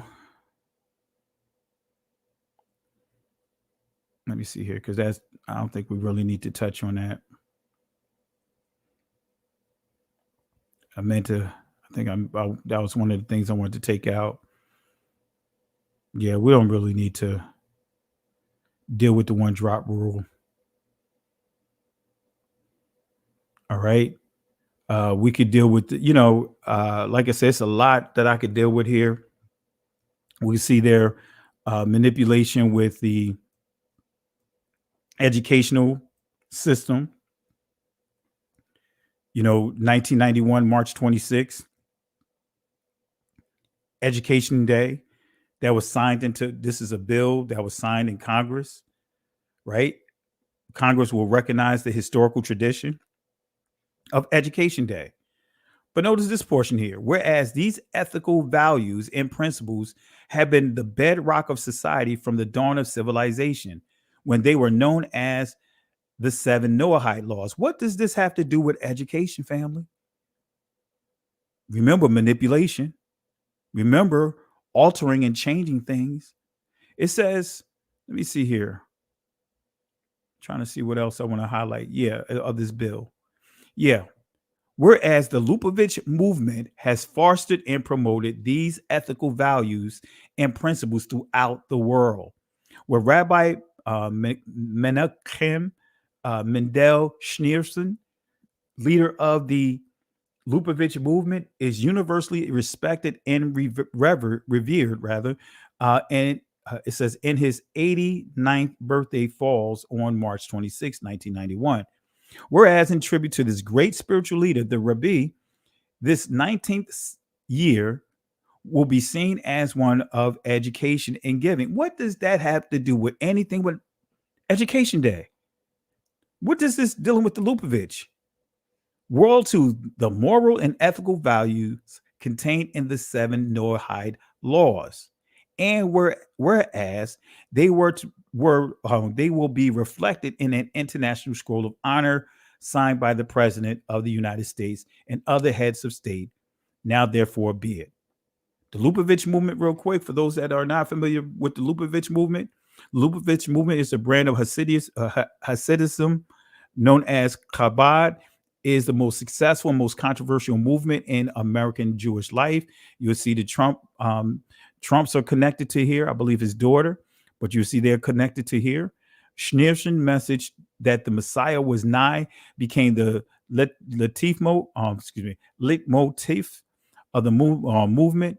1991, when Rabbi suddenly and urgently began advocating a series of programs to induce the Redeemer. So they're looking for their own Messiah. They looking for their own Messiah. They already pointed out their own Messiah now. His followers identified as at least potentially as the long expected Messiah. So think about this, family. What does this have to do with the educational bill? You see the manipulation? The Rebbe, notice what you see here. Rebbe means my master or my teacher. You call your teacher Rebbe. There's another meaning of the title Rebbe, one especially associated with a rabbi they call Baal Shem Tov. Right? If we go to Baal Shem Tov, if we go to the Oxford Dictionary of the Jewish Religion, I encourage you guys to get this book as well. Notice what it says about Baal Shem Tov. In other words, Yisrael ben Eliezer, founder of Hasidism, known by the acronym Bashit. Little known of his life, a few reliable biographical documents exist. According to legend, he was orphaned while a child and spent a great deal of his time in solitude and meditation in the woods and fields around his home in Podolia. For some years, he was assisted to a teacher and acted as sexton of the Beit Midrash until Hit Galut, an important concept in Hasidism, or Hasidism, signifying the revelation of one true spiritual worth and message. He studied, let me go fast forward here, right? The key that I want to highlight here, it says he traveled in Podolia, Valhina, and Galatia, where by virtue of his prayers and amulets, so he dealt with charms. Notice what he said here. The charms that he prepared contained only his own and his mother's name. This guy was dealing with charms. Baal, that should give it away. Baal, Lord, that's getting into the Babylonians. But Baal, that's his title. Baal Shantav. Baal. This guy dealt with charms. So pulling this back here, this is when I saw the number 10, especially when I saw the 10 crowns, it made me think about the 10 Sifra. The 10 Sifra and the blasphemy that comes with this 10 Shifra, right? The 10 Sifra, rather. And this makes me think about the Shekinah or the Shekinah or the Shekinah, right? So I can't explain this, but I'm going to let you watch a couple of clips, and I want you to hear from their mouths. I want you to make sure that you hear it from their mouths what this is, so it doesn't look like I'm trying to, manipulate or anything like that. So let me allow, when I say they, the Jewish community as we know them, let's allow them to explain what the 10 Sifra is and the Shekinah and all that stuff. Here we go. The 10 Sifirot. One popular interpretation shows these characteristics as a map of God's body. Kabbalists believe that if they can understand God's anatomy, they can learn how his powers work. These ancient drawings reveal that God's body is similar to humans. The top symbolizes God's head, which is the source of will, wisdom, and understanding. Below that are symmetrically arranged organs and limbs, representing love, power, beauty, eternity, and splendor. The most unusual part of the diagram contains sensual imagery. The ninth part of God, called the foundation, is the phallus, or procreative life force of the universe. But according to the Sifirot, God also has female components. The final element, often called Shekinah, was depicted as the feminine half of God. The Kabbalah describes that the one self, God, has two aspects, the masculine and the feminine. And that the feminine aspect of God is what the Kabbalah most addresses, right? Which is referred to as the Shekinah, the divine presence. And it's the feminine side of God, which is the side of God that's described as receptive. We would not know how to live on the Sabbath if it were not for the oral law.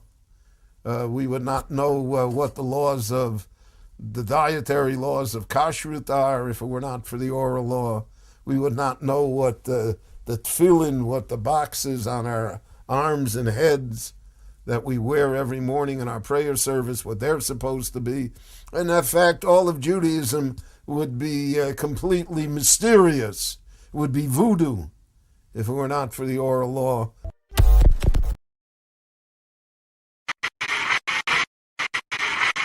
This is how the Zohar interprets the opening words of Genesis. The Hebrew is Bereshit bara Elohim, which we usually translate, in the beginning, God created.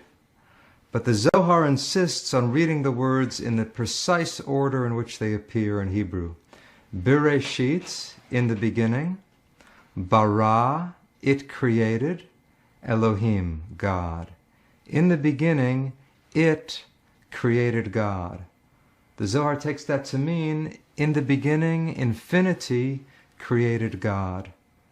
Now, what could that possibly mean? God is now the object of the verse, not the subject, which sounds impossible or heretical, but the Zohar, I think, is saying that infinity is the true reality of God.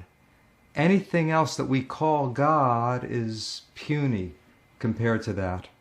That's our own imagination or our own estimate of what God could be.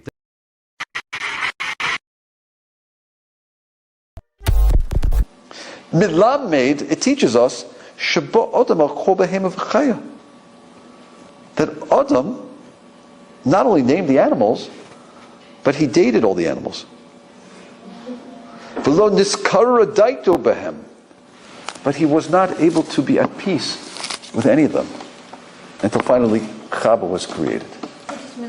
Hashem didn't have a problem with that?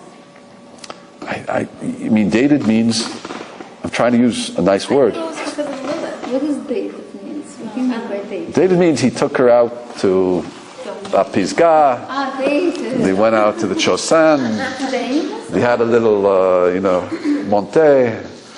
Relationship? Not relationship, just let's keep it rated PG. We're going to keep it rated. We're going to keep it rated PG for the G for grandmas for this discussion. But that's what he did. It says he went out with the animals. So, family, you heard it with your own ears. But see, when you have people that have such a hatred for us, that's under that spirit of Catholicism, right? They have more hatred for us. They have conferences, they selling books about our community. They're watching, some of them are watching right now, and this is what they're saying to themselves right now after hearing all of this. It just doesn't matter. It just doesn't matter. It just doesn't matter. It just doesn't matter. It just doesn't matter. It just doesn't matter. It just doesn't matter. It just doesn't matter. It just doesn't matter. It just doesn't matter. It just doesn't matter. Life is like a hurricane here in Duckburg. Race cars, lasers, aeroplanes. It's a duck blur. Yeah, that's what they're doing, family. They singing "It Just Doesn't Matter" and they getting their ducktail dance on. They're gonna be doing that a lot this weekend, right? Come on, family. So what you see on the screen here is just what I let them explain it in their video. But this is the 10 Sefer, right? This is the bottom portion of it, which this is like the torso, the lower on the torso, right? It's supposed to be 10 parts, supposed to represent a deity.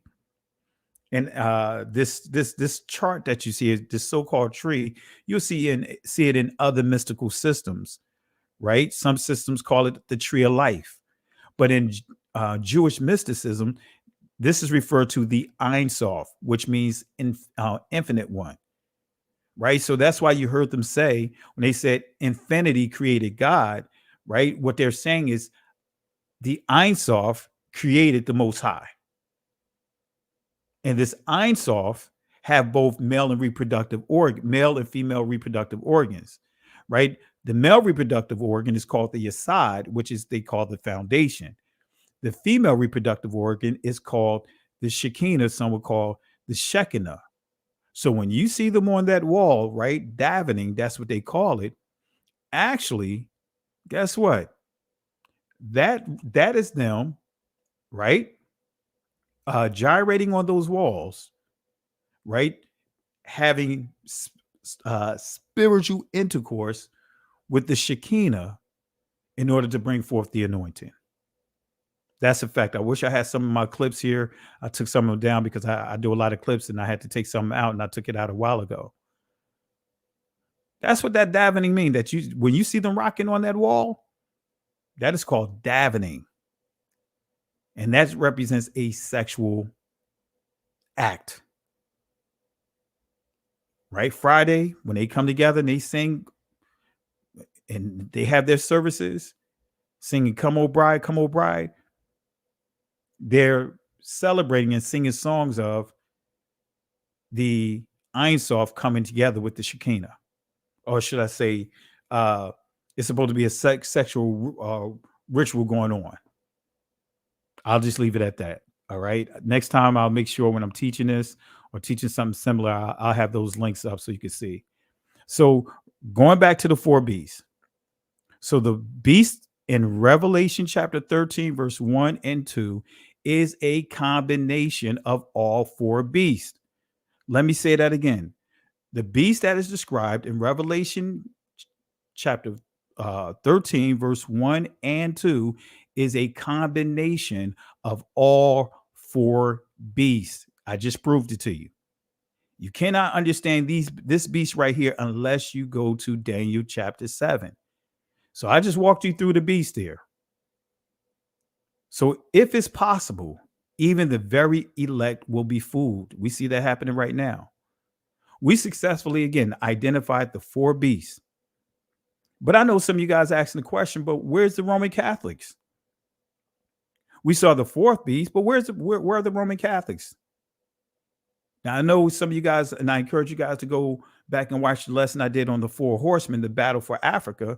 And I break down one of the 4 horsemen, that white horse representing the Catholics.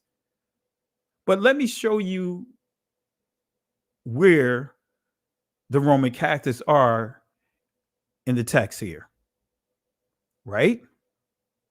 Who is the woman? Now, that's why I said we're going to do this in 2 parts, because I'm going to show you a little bit, and then we're going to go deeper on this the next time we do the live.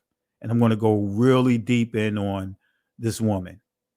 And we're going to really do our biblical hermeneutics on Jeremiah 51 and Revelation, the book of Revelation, chapter 18. And we're going to deal with the 2 Babylons.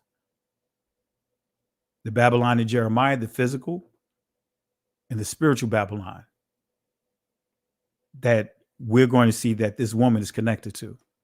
So who is this woman? What are some of her attributes?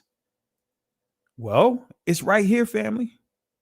Let's go to Revelation chapter 17, verse 5. And I'm going to go back to 13. But I want you to see some of her attributes. It says, and upon her forehead was a name written, Mystery, Babylon the Great, the mother of harlots, abominations of the earth. Again, the word name, right? It can be a literal name. That's why it says mark or memorial of individuality, but also means honor, authority, character, fame, renown, report. And in the bottom of the screen, you see reputation, fame, glory. All right. So what is the reputation of this bride, this woman? So upon her forehead was a name written, mystery.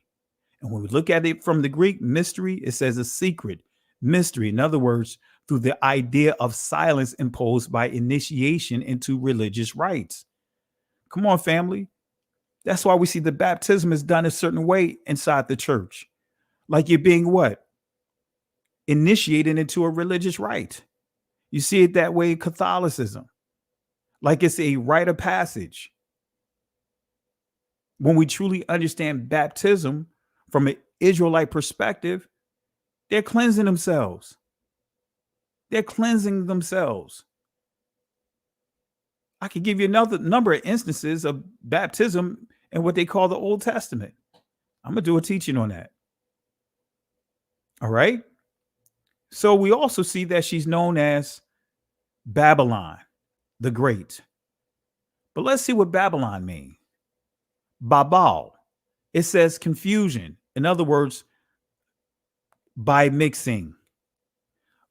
So this beast here, or should I say this woman, has the reputation of being mystery, in other words, rites.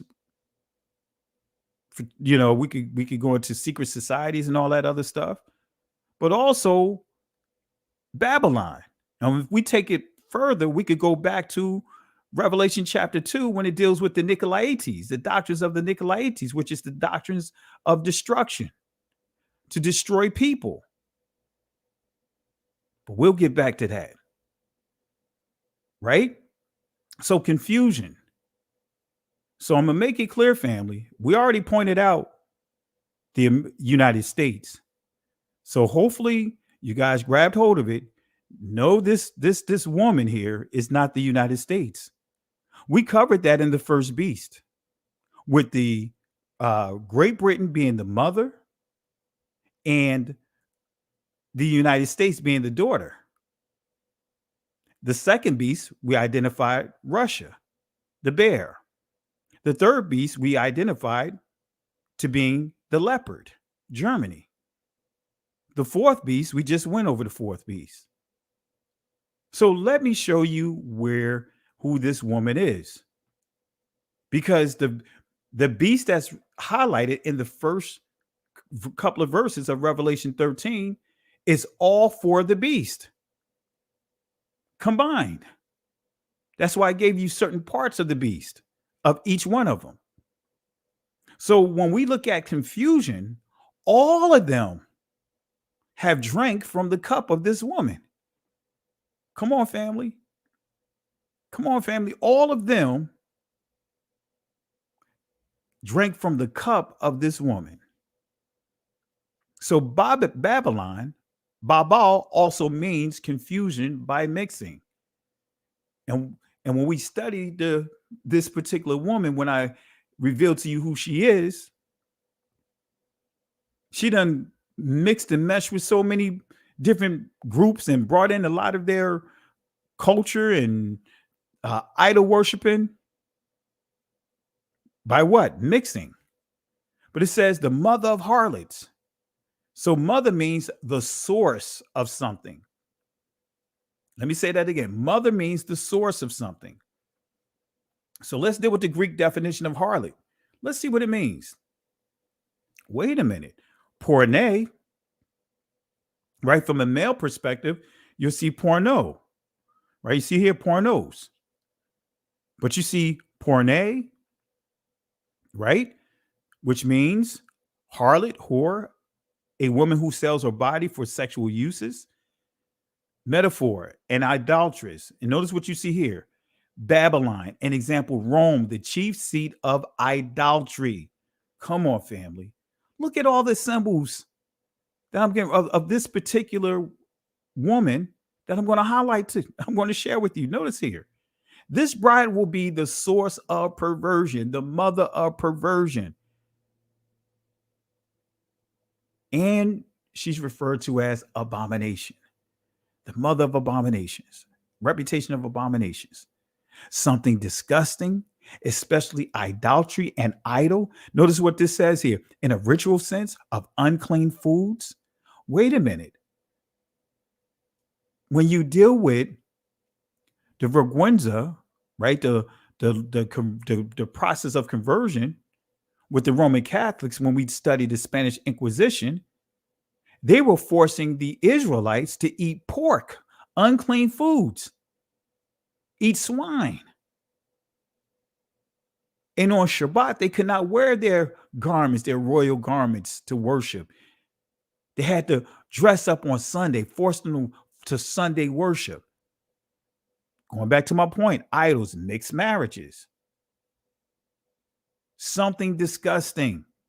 So this bride will be the source of of disgusting, unethical things. Is the bride connected to the great city? Is this bride connected to the great city? See, when we go to Zechariah chapter 11, verse 5, let me give you a nugget here. Whose possessors slay them and hold themselves not guilty. And they that sell them say, blessed be Yahweh, for I am rich, and their own shepherds pity them not. Wait a minute. So they're going to be worshiping in their minds the Most High, the Father. But they're like, hey, we cool. Blessed be Yahweh. Slay our people. See, let's not just limit this to the United States. Remember, the United States is just the daughter. So you have to go to Great Britain. But remember, there's the woman that all of them, Great Britain, all of them drank from her cup to slay our people, to enslave our people. See, going back to what? The tribulations that the Messiah talked about. You had the time of sorrow, which was the time of Jerusalem, the sacking of Jerusalem, 70 AD. But then you have the tribulation. When you start getting to this sub-Saharan slave trade that led into the Transatlantic World War. None of them are holding themselves accountable. They're not guilty. They don't hold themselves guilty. They have no remorse. As the sister pointed out earlier about reparations, they don't have no remorse. They don't care about what they've done. They don't hold themselves accountable. Who are these people they possessed? Who are the people they kidnapped, raped, murdered, and hold themselves not guilty? Let's go back to Revelation chapter 17, verse 14 and 15. Notice what it says. These shall make war with the Lamb, and the Lamb shall overcome them, for he is Lord of Lords. Right? This is when we get in the word niggas or nagaste, which means Lord of Lords, Kings of Kings. I said it in the Gaaz. When I say nagas, nagaste, that's the ancient Ge'ez or Gaaz. Now, if I said it in modern Amharic, it'd be negas agaste. Oh, excuse me, nagaste. Right? So, nevertheless, they that are with him are called and chosen and faithful.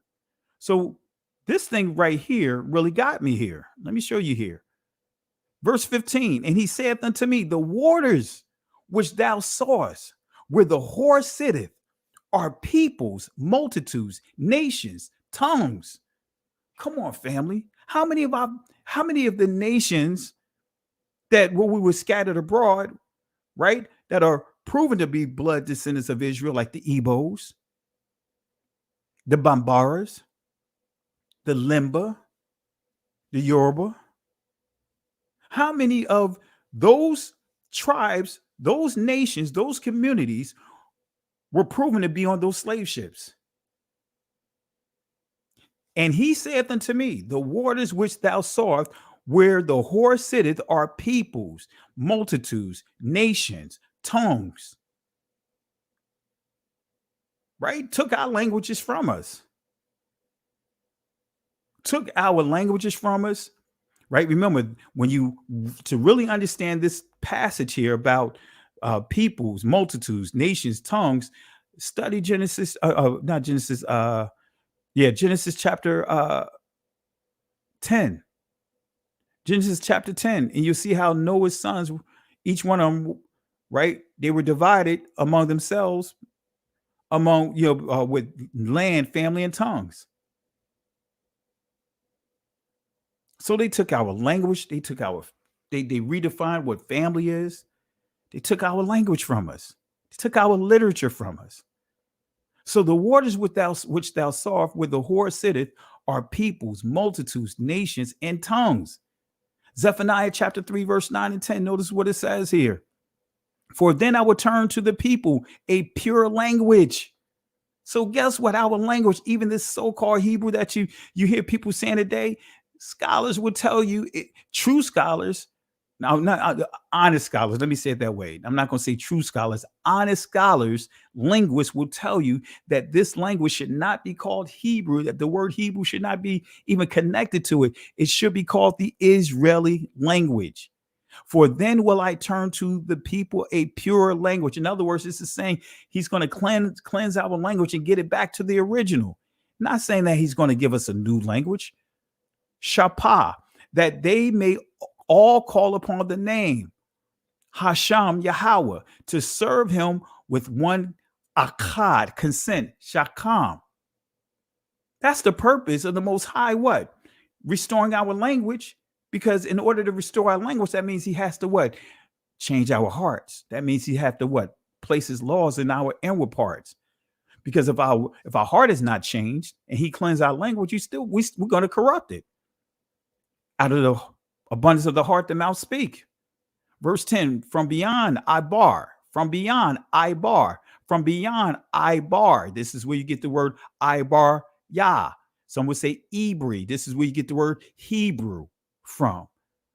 From beyond Ibar, the rivers of Ethiopia, Kawash, and the Israeli Cush.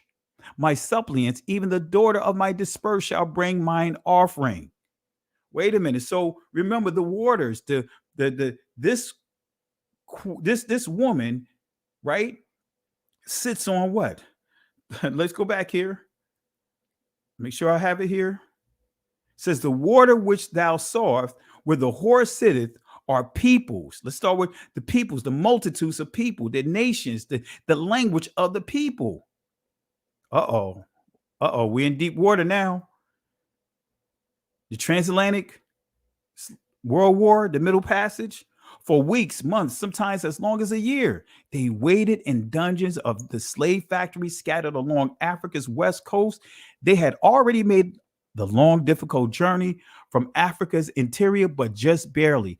Out of roughly 20 million who were taken from their homes, even though we know it's much more than that, and sold into slavery. That's still a lot, 20 million. Half didn't make the journey to Africa coast. To the African coast. Most of those dying along the way. And the worst is yet to come. Again, sometimes as long as a year, they waited in dungeons, family. And then when we go back here to the Middle Passage, right? It says the captives were about to embark on the infamous Middle Passage, so-called because of the middle leg of a three-part voyage, a voyage that began and ended in Europe. The first leg of the voyage carried a cargo that often included iron, clothes, brandy, firearms, and gunpowder. Upon land on Africa's slave coast, the cargo was exchanged for Africans, fully loaded with human cargo, The ship set sail for the Americas, where the slaves were exchanged for sugar, tobacco, or some other product. The final leg brought the ship back to Europe. The slaves were branded with hot irons and restrained with shackles. Come on, family. See, when you put our full history and we get away from this Eurocentric, trying to put the Eurocentric spin on it. No, we start with Israel. We start with our community. We have to include our history when we talk about these prophecies. That's what I do. See, I had to make sure that I had to repent to our assembly for not teaching the prophecies this way.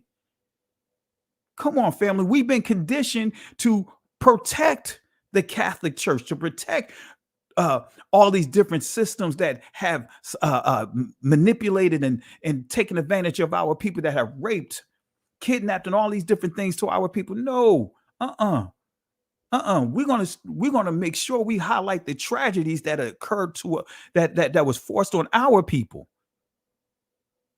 Who promoted this? See, all the nations pretty much drank from her cup. And guess what? This is the fleur de lis. This is the symbol that's on the New Orleans Saints helmet.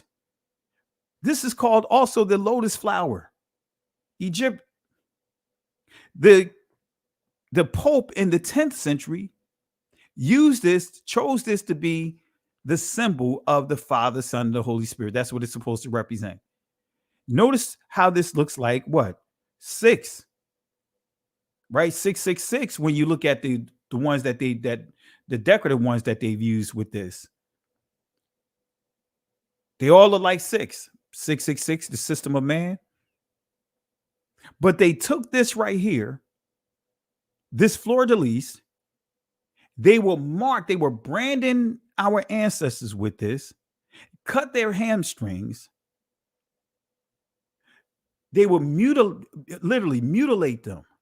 They would castrate them with this instrument. They literally would, deform their faces with this. The edges would be sharpened, right? Because these edges, like ninja stars, they would be sharpened.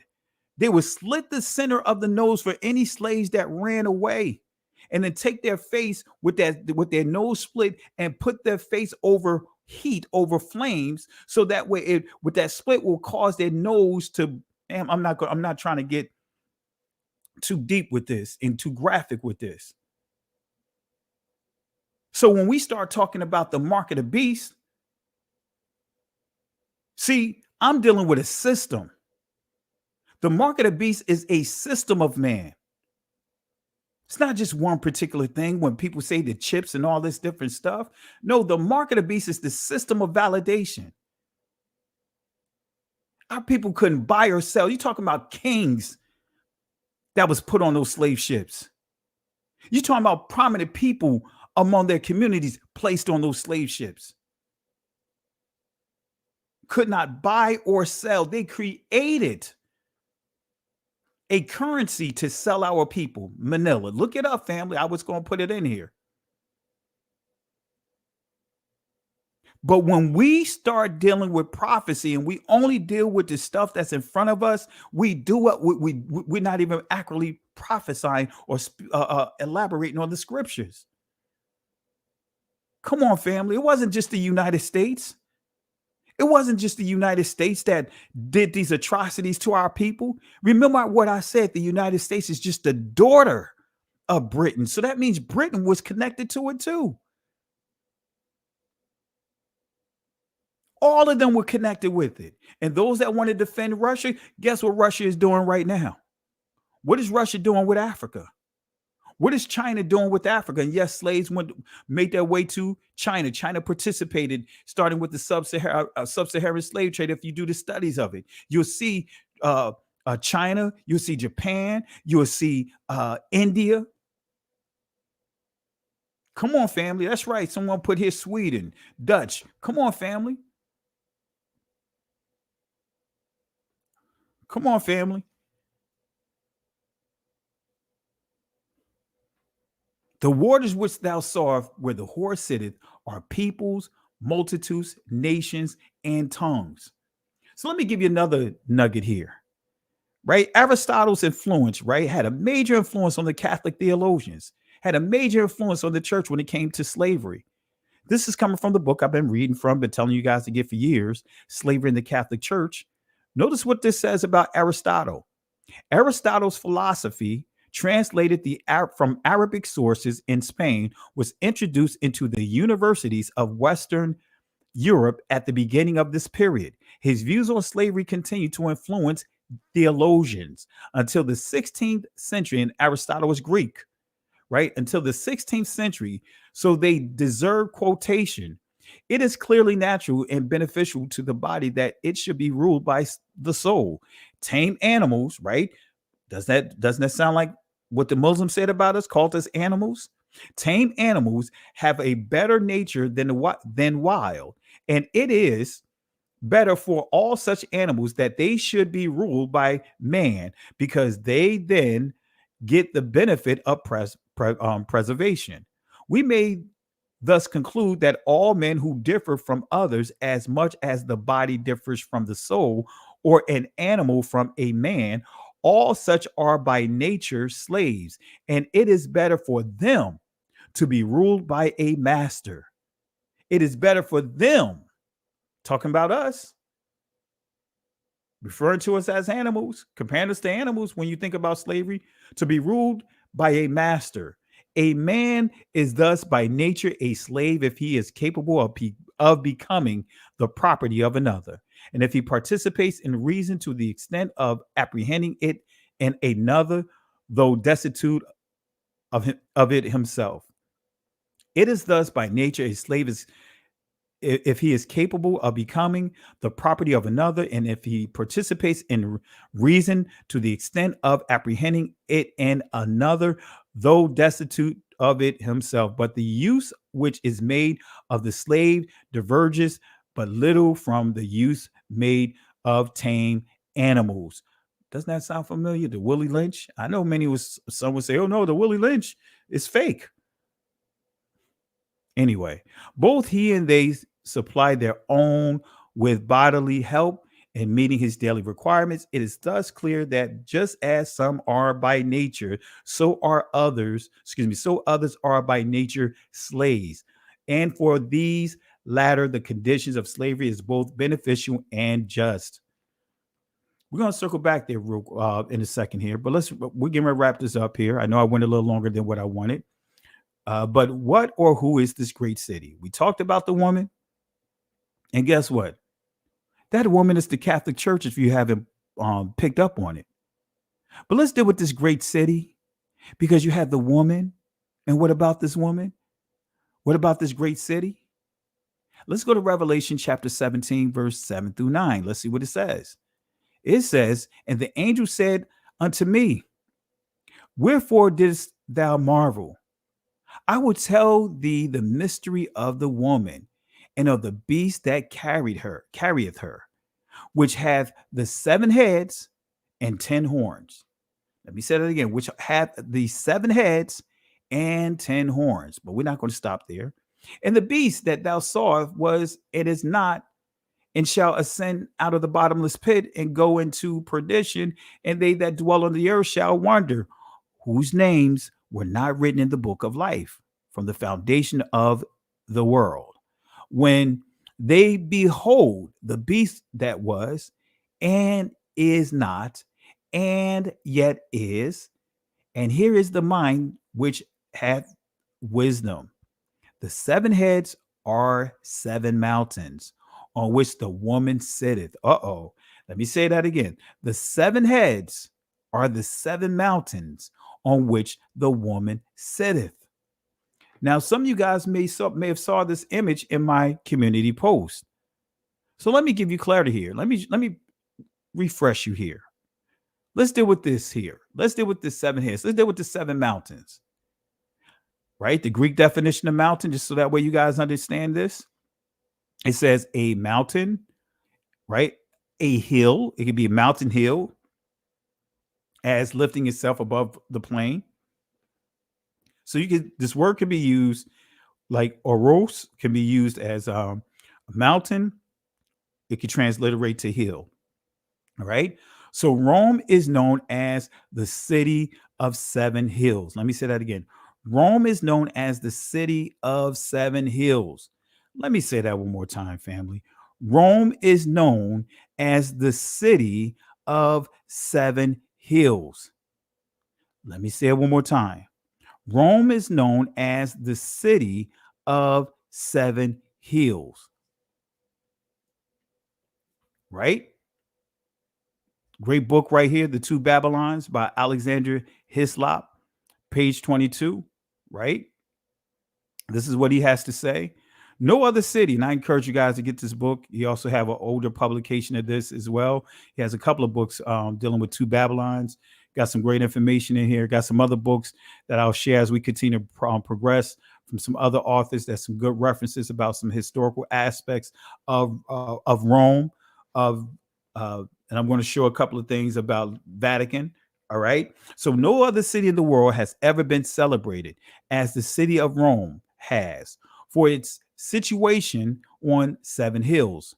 Pagan poets and orators who had not thought of elucidating prophecy, right, have alike characterized it as the 7-hilled city. Thus, Virgil refers to it. Rome has both become the most beautiful city in the world and alone has surrounded herself 7 heights with a wall. Propertius, in the same strains, speaks of it. Goes on to say, as the lofty city on 7 hills, which governs the whole world. Let me say that again. Propertius, right? This is who they refer to, refers to Rome as the lofty city on 7 hills, which governs the whole world. Its governing the world is just the counterpart of the divine statement, which reigneth over the kings of the earth. To call Rome the city of the seven hills was by its citizens to be held as descriptive as to call it by its own proper name. Hence, Horace speaks of it by reference to its seven hills alone when he addresses the gods who have set their affections on the seven hills. So here's some additional information on the seven hills, right? Rome. This is coming from Collier's Encyclopedia with bibliography and index, right? Matter of fact, I'm going to copy this if I can. I'm going to put this link inside in the comment section. So you guys could take this link and you can actually add this to your source. Let me copy this link right now. All right, let me put this link inside the chat. I know I'm giving you guys a lot of information, but it's good.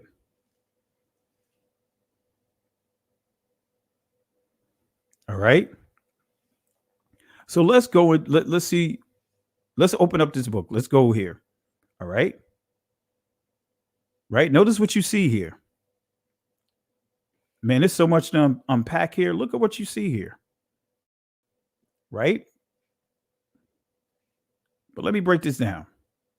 Rome, right? The capital of the Republic of Italy, and for many centuries, the spiritual capital of Western Christendom. Let me say that again. Rome, the capital of the Republic of Italy, and for many centuries, the spiritual capital of Western Christendom, and the seat of the supreme pontiff of the Roman Catholic Church, known as the Eternal City. Rome is as old as Western civilization, a fact that prompted Napoleon to remark, the history of Rome is the history of the world. Rome has figured prominently in the story of mankind, first as the capital of the Roman Empire until its collapse in the 5th century AD, later as the capital of the Papal States, and after 1870 as the city of a united Israel. Rome's architectural grandeur, it says here, and its impressive monuments and ruins, right? But it goes on to say under the geographical settings, this is where I really want to highlight, Rome is situated near the west coast of central Italy, about 15 miles from where the Tiber River flows into the Tyrrhenian Sea of Ostia Mare. In imperial times, the port of Rome was located in Osteria Amica, a few miles inland, but over the years, the port silted up and was abandoned. Rome is in the midst of undulating plains known as the Campagna di Roma, excuse me if I'm butchering the name. Bordering the plain are small mountain ranges to the north of the Sabatini Hills, to the east of Sabini and Praenestini Hills, and to the southeast of Alban Hills. The city is divided by the Tiber River and occupies a series of low hills, including the seven hills of Rome. Notice what it says, including the what? Seven hills of Rome, right? The Catholic Church sits on what? The seven hills of Rome. The woman sits on the seven hills of Rome. The queen sits on the seven what?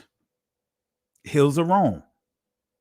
Another interesting fact, if you study about the Catholic Church, right? Initially, they wanted to bring Vatican City, they wanted to make Jerusalem, they want to make Israel, and they want to make Jerusalem and Israel their capital. I'll save that for when I do part 2, because I got to wrap this up. Going longer than what I wanted, but we're wrapping this up. So who is the woman who sits on the seven hills? Roman Catholicism sits on the seven hills. How influential was the Catholic Church during the medieval times? Let me show you how influential they were during the medieval times compared to where they are now. They still have well over 1 billion people, so they're very influential. But anyway, the Roman Catholic Church in medieval Europe, for centuries, the Catholic Church straddled the world of medieval Europe. Every king, queen, knight, serf, in other words, slave, servant, and soldier lived and died within the embrace of the Catholic faith. Let me say that again. Every king, queen, knight, serf, and soldier lived and died within the embrace of the Catholic faith. The church was not simply a religion and an institution, it was a category of thinking and a way of life. In medieval Europe, the church and state were closely linked. Let me say that again. In medieval Europe, the church and state were closely linked. It was the duty of every political authority, king, queen, prince, or city councilman, to support, sustain, and nurture the church. With notable exceptions, the church reinforced the political authority of the states, and the states reinforced the authority of the church. So here's Rome's influence on the Catholic Church, right? Just a little bit more, family. Dealing with captives. Notice what it says. Right? Prisoners captured in war became slaves, whether members of fighting forces or civilians of the enemy's country. Such prisoners became the property of the state and might be subsequently be set free or sold at public auctions. By the 12th century, it had become a custom of war in Christendom that this rule only applied to unbaptized prisoners and practiced only to Muslims, who became the slaves of their Christian captors in the same way that Christian prisoners became the slaves of Muslim captors, right? Here's the penal enslavement. As already noted above, the capital punishment of slavery was lifelong. Wait a minute. Notice what happened to our people, right? You see how this influenced the laws around the world, right? All those that drank of her cup, it calmly took the form of work in mines. A judgment debtor might ultimately be sold into slavery. Right, here's some more information on Vatican City, and we're gonna wrap it up. Here we go. I just wanted to give you some additional stuff, but I'm going to share some additional perversions about Vatican. Right, the territory, the land, the hill. Right, Cybele, mother of the gods, from Ida Magna Mater Deum Idea, brought to Rome from Phrygia in 2004 BC. Her triumphal procession was later glorified by marvelous legends, and the poets told of edifying miracles that had occurred during Cybele's voyage. Her holy and an iconic image was carried to Rome by order of the Comanian Sibyl, a personification of the same cave-dwelling goddess herself. As the great mother of the Asian Minor, she was worshipped especially on Mount Ida, Mount Sappias. Sappias. I ain't gonna butcher these names, family, but you get the gist of it. These are some of the mountains. Sardis. We see Galatia, the mountain here, Pesinius, that's in Galatia. But here's the kicker. This is the point that I really want to get to, right? You see here, baptism in the blood of a sacred bull, papal, right? The papal bull, who represented her dying god consort, Attis. Her temple stood on the Vatican. Let me say that again. Her temple stood on the Vatican. That's why I want to just get to this point right here. Her temple stood on Vatican. Now, if you further study Vatican, you'll find out that there was a hill, right? And this is where you get into what you call it, Mithra and all of that stuff. You'll see how they got their garments from. You start really studying how the Catholics, how the Roman Catholics embraced a lot of paganism from different communities and meshed it into what you see today.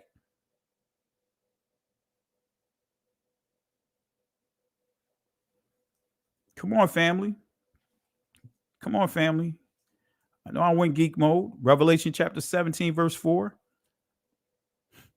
The woman arrayed in purple and scarlet color, decked with gold and precious stones and pearls, having a golden cup in her hand, abomination and filthiness of her fornication.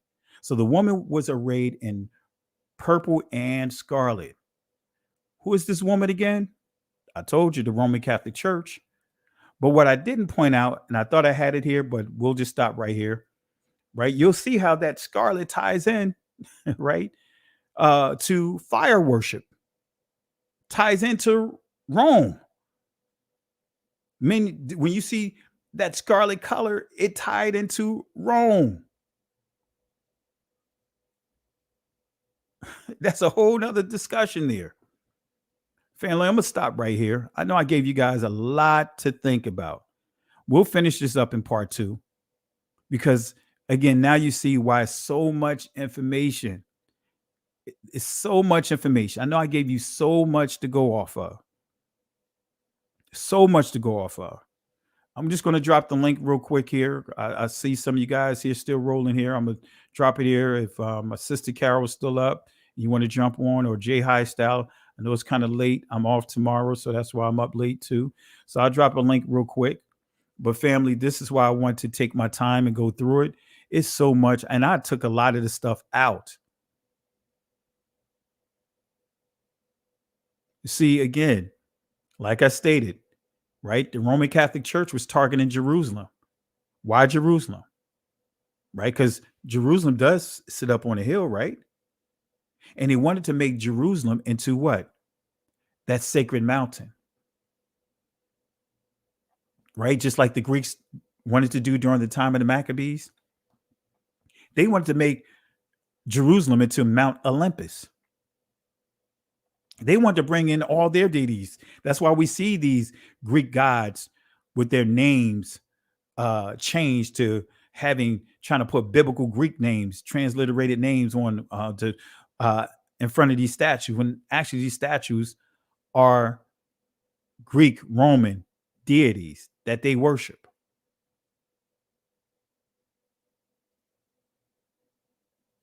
So family, I know I went geek mode. I know I went geek mode tonight. So I really appreciate you guys. I know I didn't drop the Cash App for those that want to, contribute to the work that I've done tonight. If you want, I'll put the Cash App in right now for those that want to contribute to the works. Also, it's in the ticker that's on your screen. Let me go ahead and put this in here real quick. I'll just do it real quick.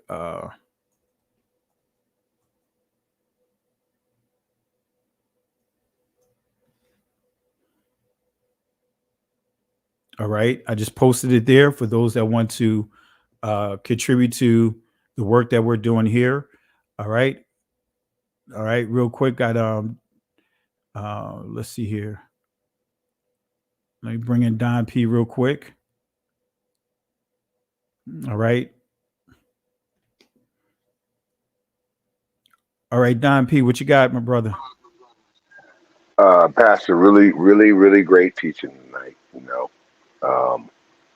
I appreciated the sources, and I try to grab a couple of them. I'm of the belief that two things can be correct at the same time, or two things can be true at the same time. And like I said, you brought receipts. You brought receipts, and we just need to be sensitive to the spirit, because she is the spirit of truth, and all truth is going to come through the spirit. The spirit gives the revelation. And so, the information you provided tonight just, gives more to chew up on, like the cow's cud. You need to chew up on these things, as well as do whatever research that the Spirit leads you to do. Be a Berean in all things. Be more noble than the rest of these lazy folks. And find out if what folks are saying is true. You know, my whole thing is this. The Most High's goal for us as a nation is to be like the oil that's running down Aaron's beard. You know, um, wow. I'm gonna say this: we can speak the truth in love, and that always has to be the main focus because love is the bond of this nation. I don't do that love Christian doctrine stuff. Love is the bond of this nation, and I just like you like I said, you did a heck of a job on putting up what you were stating, and you made some very shrewd distinctions, and that's important. Distinctions are important. And then like another thing that you said, which I'm about to delve into, once you start studying the Hebrew, the Paleo Hebrew, the ancient Hebrew, and you can cut through the mess. You can actually see things for as they are. Because when I read the word now, it's a whole lot different than when I read it when I was under the belief that Jesus came and, died for our sins and there was going to be a rapture. I read it completely differently. But all the days of studying, just reading the word and studying the word gave me a foundation. So when the transition happened, when the Most High turned the light on in the bedroom, and I hit the snooze. I did hit the snooze. But when I woke up, finally said, okay, let me get out of bed. That word is a whole lot different. It is a whole lot different. So I'm excited about getting into this Paleo Hebrew class and learning from Moray and man, I'm excited. But I appreciate I appreciate you, Pastor Kelly, and I was looking for that scripture,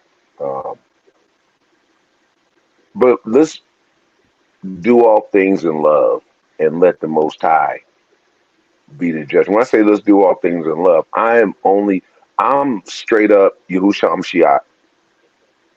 I've come only but for the nation of Yasharel, the lost sheep of Yasharel. Yeah, the only thing That's I want what to say my real quick, boundaries Don, are. Yeah. only thing I want to say real quick, and you may want to mute your mic or turn it down so you won't get an echo, because I have Okay. an echo on my end. But Yeah, I'll yeah. say this: everything that I do is in love. You know what I mean? I I labor know. over this word. I labor in my teachings. I don't just put together a teaching just to teach it. I make sure when I teach something, I'm giving you sources. I'd rather give you more than enough information than not enough information. So when I It's teach this, exemplified. It's when I exemplified in teach, your teaching. yeah, when I teach this lesson, it's not about, you know, uh, anything but lifting up our people. If it can speed up the process, then taking decades to get some of the things that many of us had to take decades to get. So my whole goal in here is to simplify the process, but help breaking those walls of what we had to go through when we was in Christianity. To let us see that, uh, for example, like I said, not get caught up in uh, not giving studying prophecy incorrectly, because we've been institutionalized to always include our oppressors in the process. I hear you. And think about it. Think about what I've been talking about. We have tens of millions of our ancestors that are not even being included in prophecy. Only time we hear about it is in Deuteronomy 28. And think about this, Pastor Kelly. let's not get caught up in the jots and tittles. Oh, I'm caught Because up in the jots and tittles. I'm gonna say this why. Because the Messiah said, hold on, let me say this real quick. The Messiah said, not one jot or tittle shall be removed from his word. What is he saying? Don't even alter the letters. Don't yeah, even no, that's change the not what I was letters saying. of it. No, but what I'm That's not getting what I at was is, saying. I know what you're saying, but I'm just saying to you, for me, I'm I'm an analyst. I'm very analytical. So I'm into the details. But when I know what you're trying to say, far as Right. for me, when we teaching in this day and time that we live in, this information age, the very thing that you may not include is the very thing somebody may take and exploit.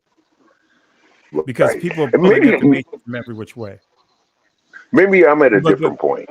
yeah, Maybe hey I'm at a Don, different save your point thought real because I quick. look at it.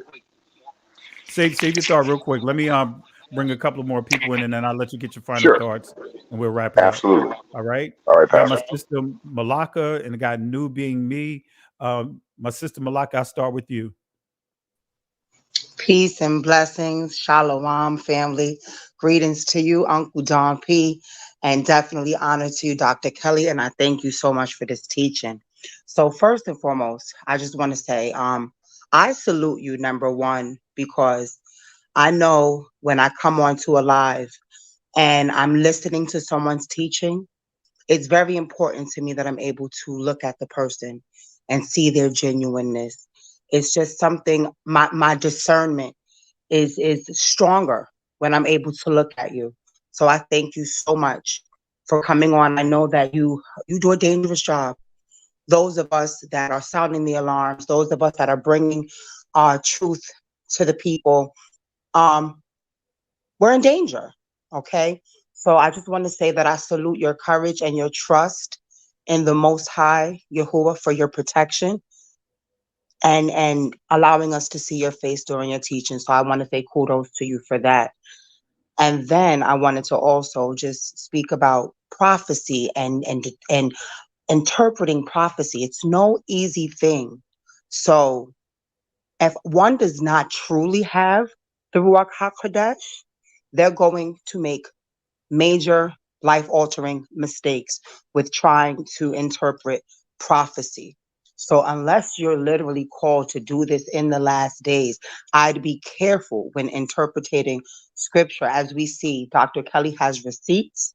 He has sources that he cites, and he's not just trying to have us listen to him. And don't think I'm just on the Dr. Kelly cheerleading spot. This goes for any teacher that does their due diligence. He has receipts. He has the points of reference, things that we can go and research on our own. And right now at this point in the game, I'm not with the let's agree to disagree anymore. We have to agree on the truth. We have to reason.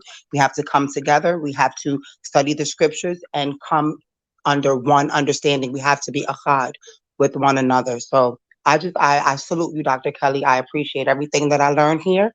And I study and I, to show myself approved. And I haven't seen anything yet that I really disagree with to the point where I'm like, trying to talk smack about you or discredit the channel. So I just want to thank you for what you do.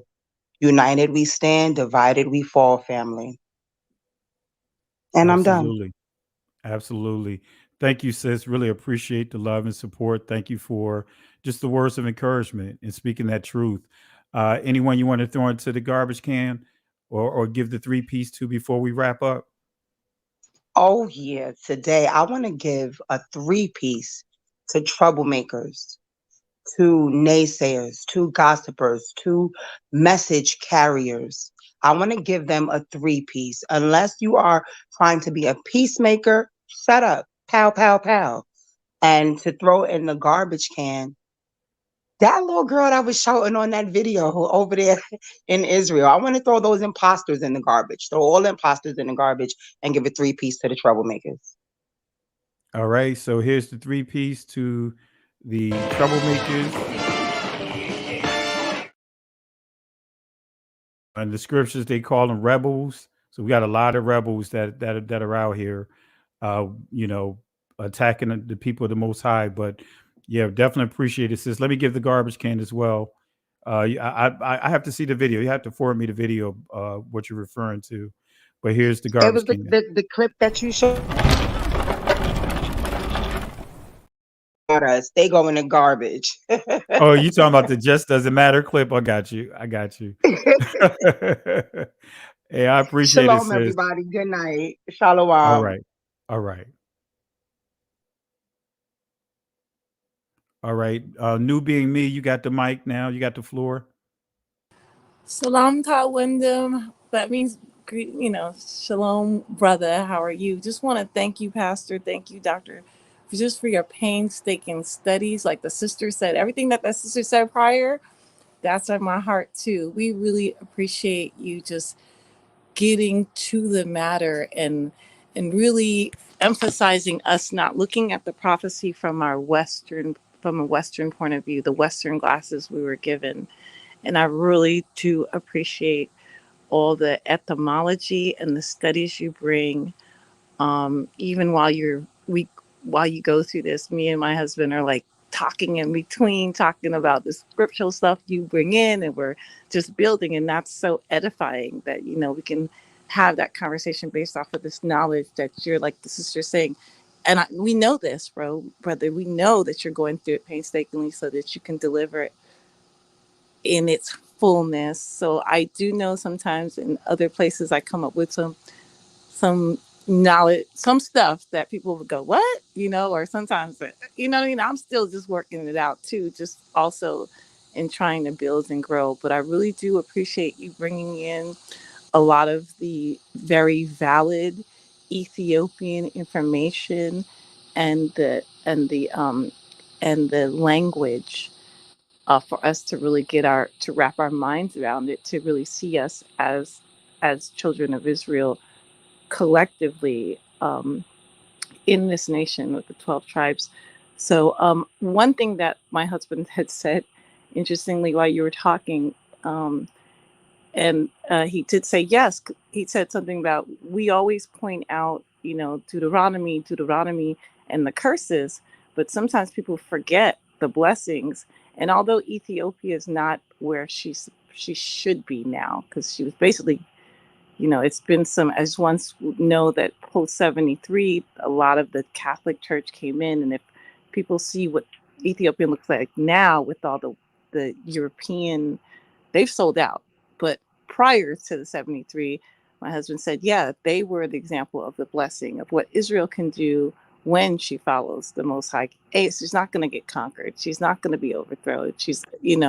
But I just want to thank you for that, and just looking forward to, as you build more, especially with the Ge'ez and the Amharic, and just revealing who we are and revealing these prophecies from our Afro-Shemitic reality and not some Western Judaic or Western Christian fallacy.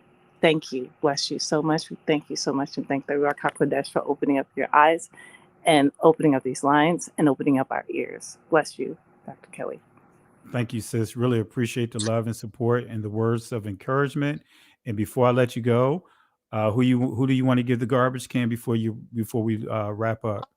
All them CIA government-sponsored gangsters wrecking up our island in Haiti as we speak.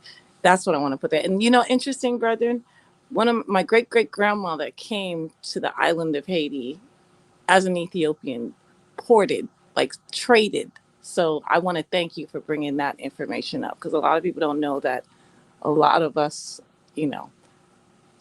have so many connections that we're not aware of, just in the language. So yes, please put them gangsters in IT that are CIA, USA, whatever, 3-letter sponsored. Put them in the garbage. Thank you. I'm doing it right now.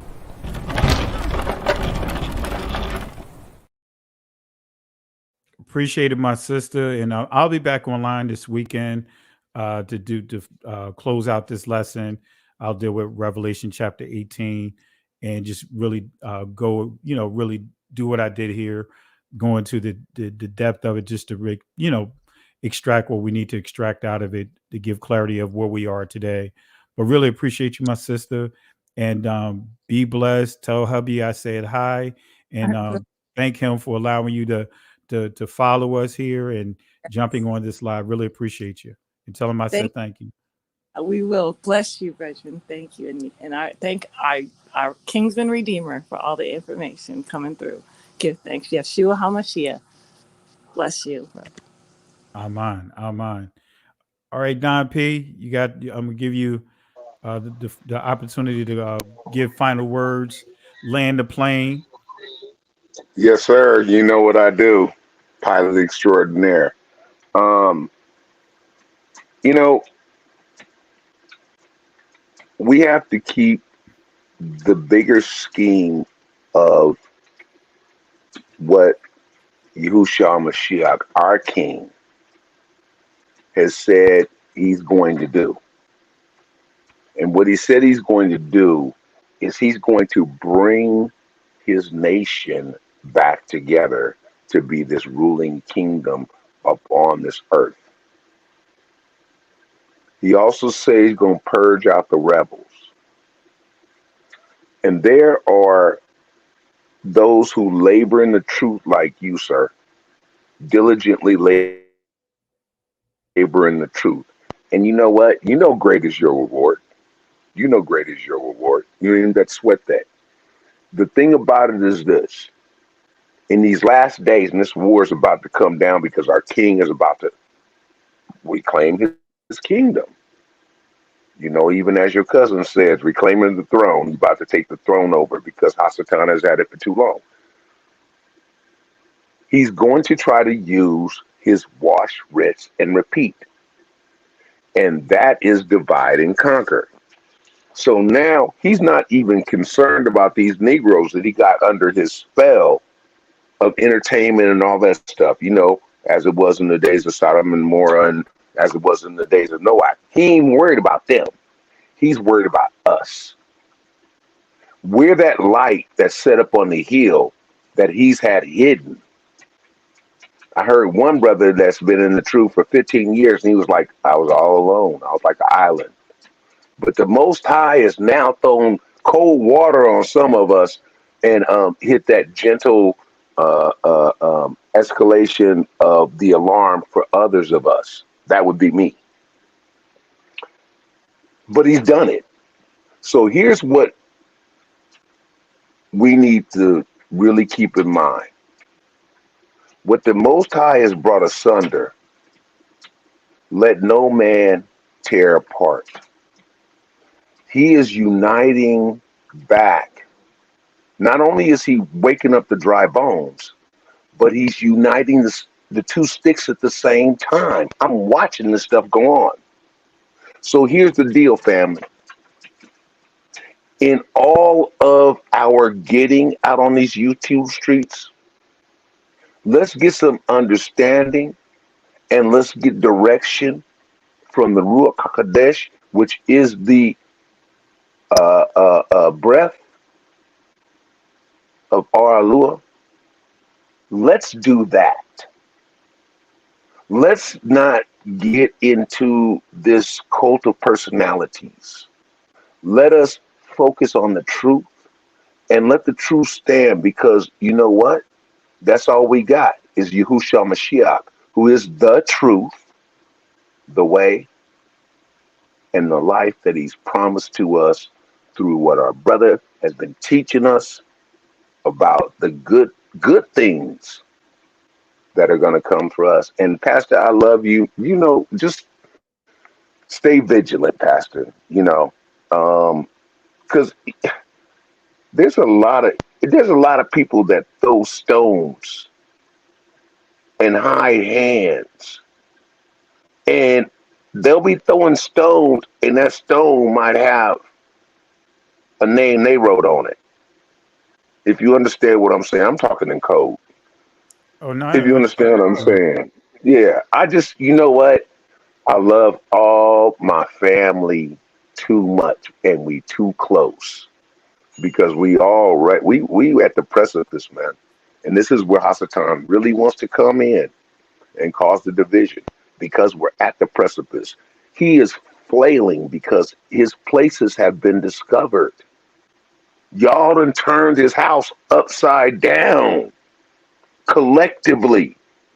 Y'all have turned his house upside down, and you kept it free from the agents and those individuals. And we understand wash, rinse, and repeat. Don't even get it twisted. Don P about to be 59, most high willing, in a month and a half. So, don't get it twisted. These people do the same thing. If you study them, if you've had if you've been fortunate to be under the tutelage of some of these learned elders, you're going to see it's nothing but wash, rinse, and repeat. And that's really about separating us. So I love y'all. I'm going to land the plane there because I can go on. But garbage can, that's the bald head dude and the kosher kids. Throw them all up in the garbage can because they're the ones that are trying to. I dropped something in the link. I hope you guys hit that link that I put in there, and that might get you on some journeys, on some other information. Really kind of, coincide with what our brothers and our elders are teaching in terms of who's who. You really need to know who's who in today. And anyway, Pastor, I love you. Just, Pastor, stay strong. Keep doing what you're doing. Continue to be obedient to our Lord. And he going to work everything out because he knew the beginning from the end. And with that, I land. I'm on. Appreciate you, Brother Don. I'll be back on over the weekend, so feel free to look out. All right. Love you, man. Have a good one. All right, Pastor. All right, family. Really appreciate the love and support tonight. I know we went a lot longer than the norm. So I encourage you guys, go back over, watch the lesson. I know I gave a lot of information. I purposely did that, give you a lot to go off of. Go back over, like I said, review the lesson. And with that being said, and the words of the Most High given to Moses when Israel was at what appeared to be a dead end, Exodus chapter 14, verse 13 to 14, he said to Moses to encourage the people with these words. He said, "Fear ye not, stand still and see the salvation of Yahweh. These Egyptians that you see here today, you'll never have to deal with them ever again. The Most High will fight for you." But here's the kicker, family. You have to hold your peace. You have to hold your peace. The Hebrew word there is charash, which means be quiet. Can't go back, can't stay here. Keep moving forward. Listen, Genesis chapter 11, verse 10 explains the genealogy of Shem. Shem was a black man in Africa. If you repeat this back, Genesis 14, verse 13, Abraham steps on the scene. Being a descendant of Shem, which is a fact, means Abraham too was Abraham, born in the city of a black man, called Nimrod, grandson of Ham. Ham had 4 sons. One was named Canaan. Here, let me do some explaining. Abraham, Isaac was Jacob had 12 sons, for real, and these were the children of Israel. According to Genesis chapter 10, these were the children of Israel. According to Genesis chapter 10. It just doesn't matter. It just doesn't matter. It just doesn't matter. It just doesn't matter. It just doesn't matter. It just doesn't matter. It just doesn't matter. It just doesn't matter. It just doesn't matter. It just doesn't matter. It just doesn't matter. It just doesn't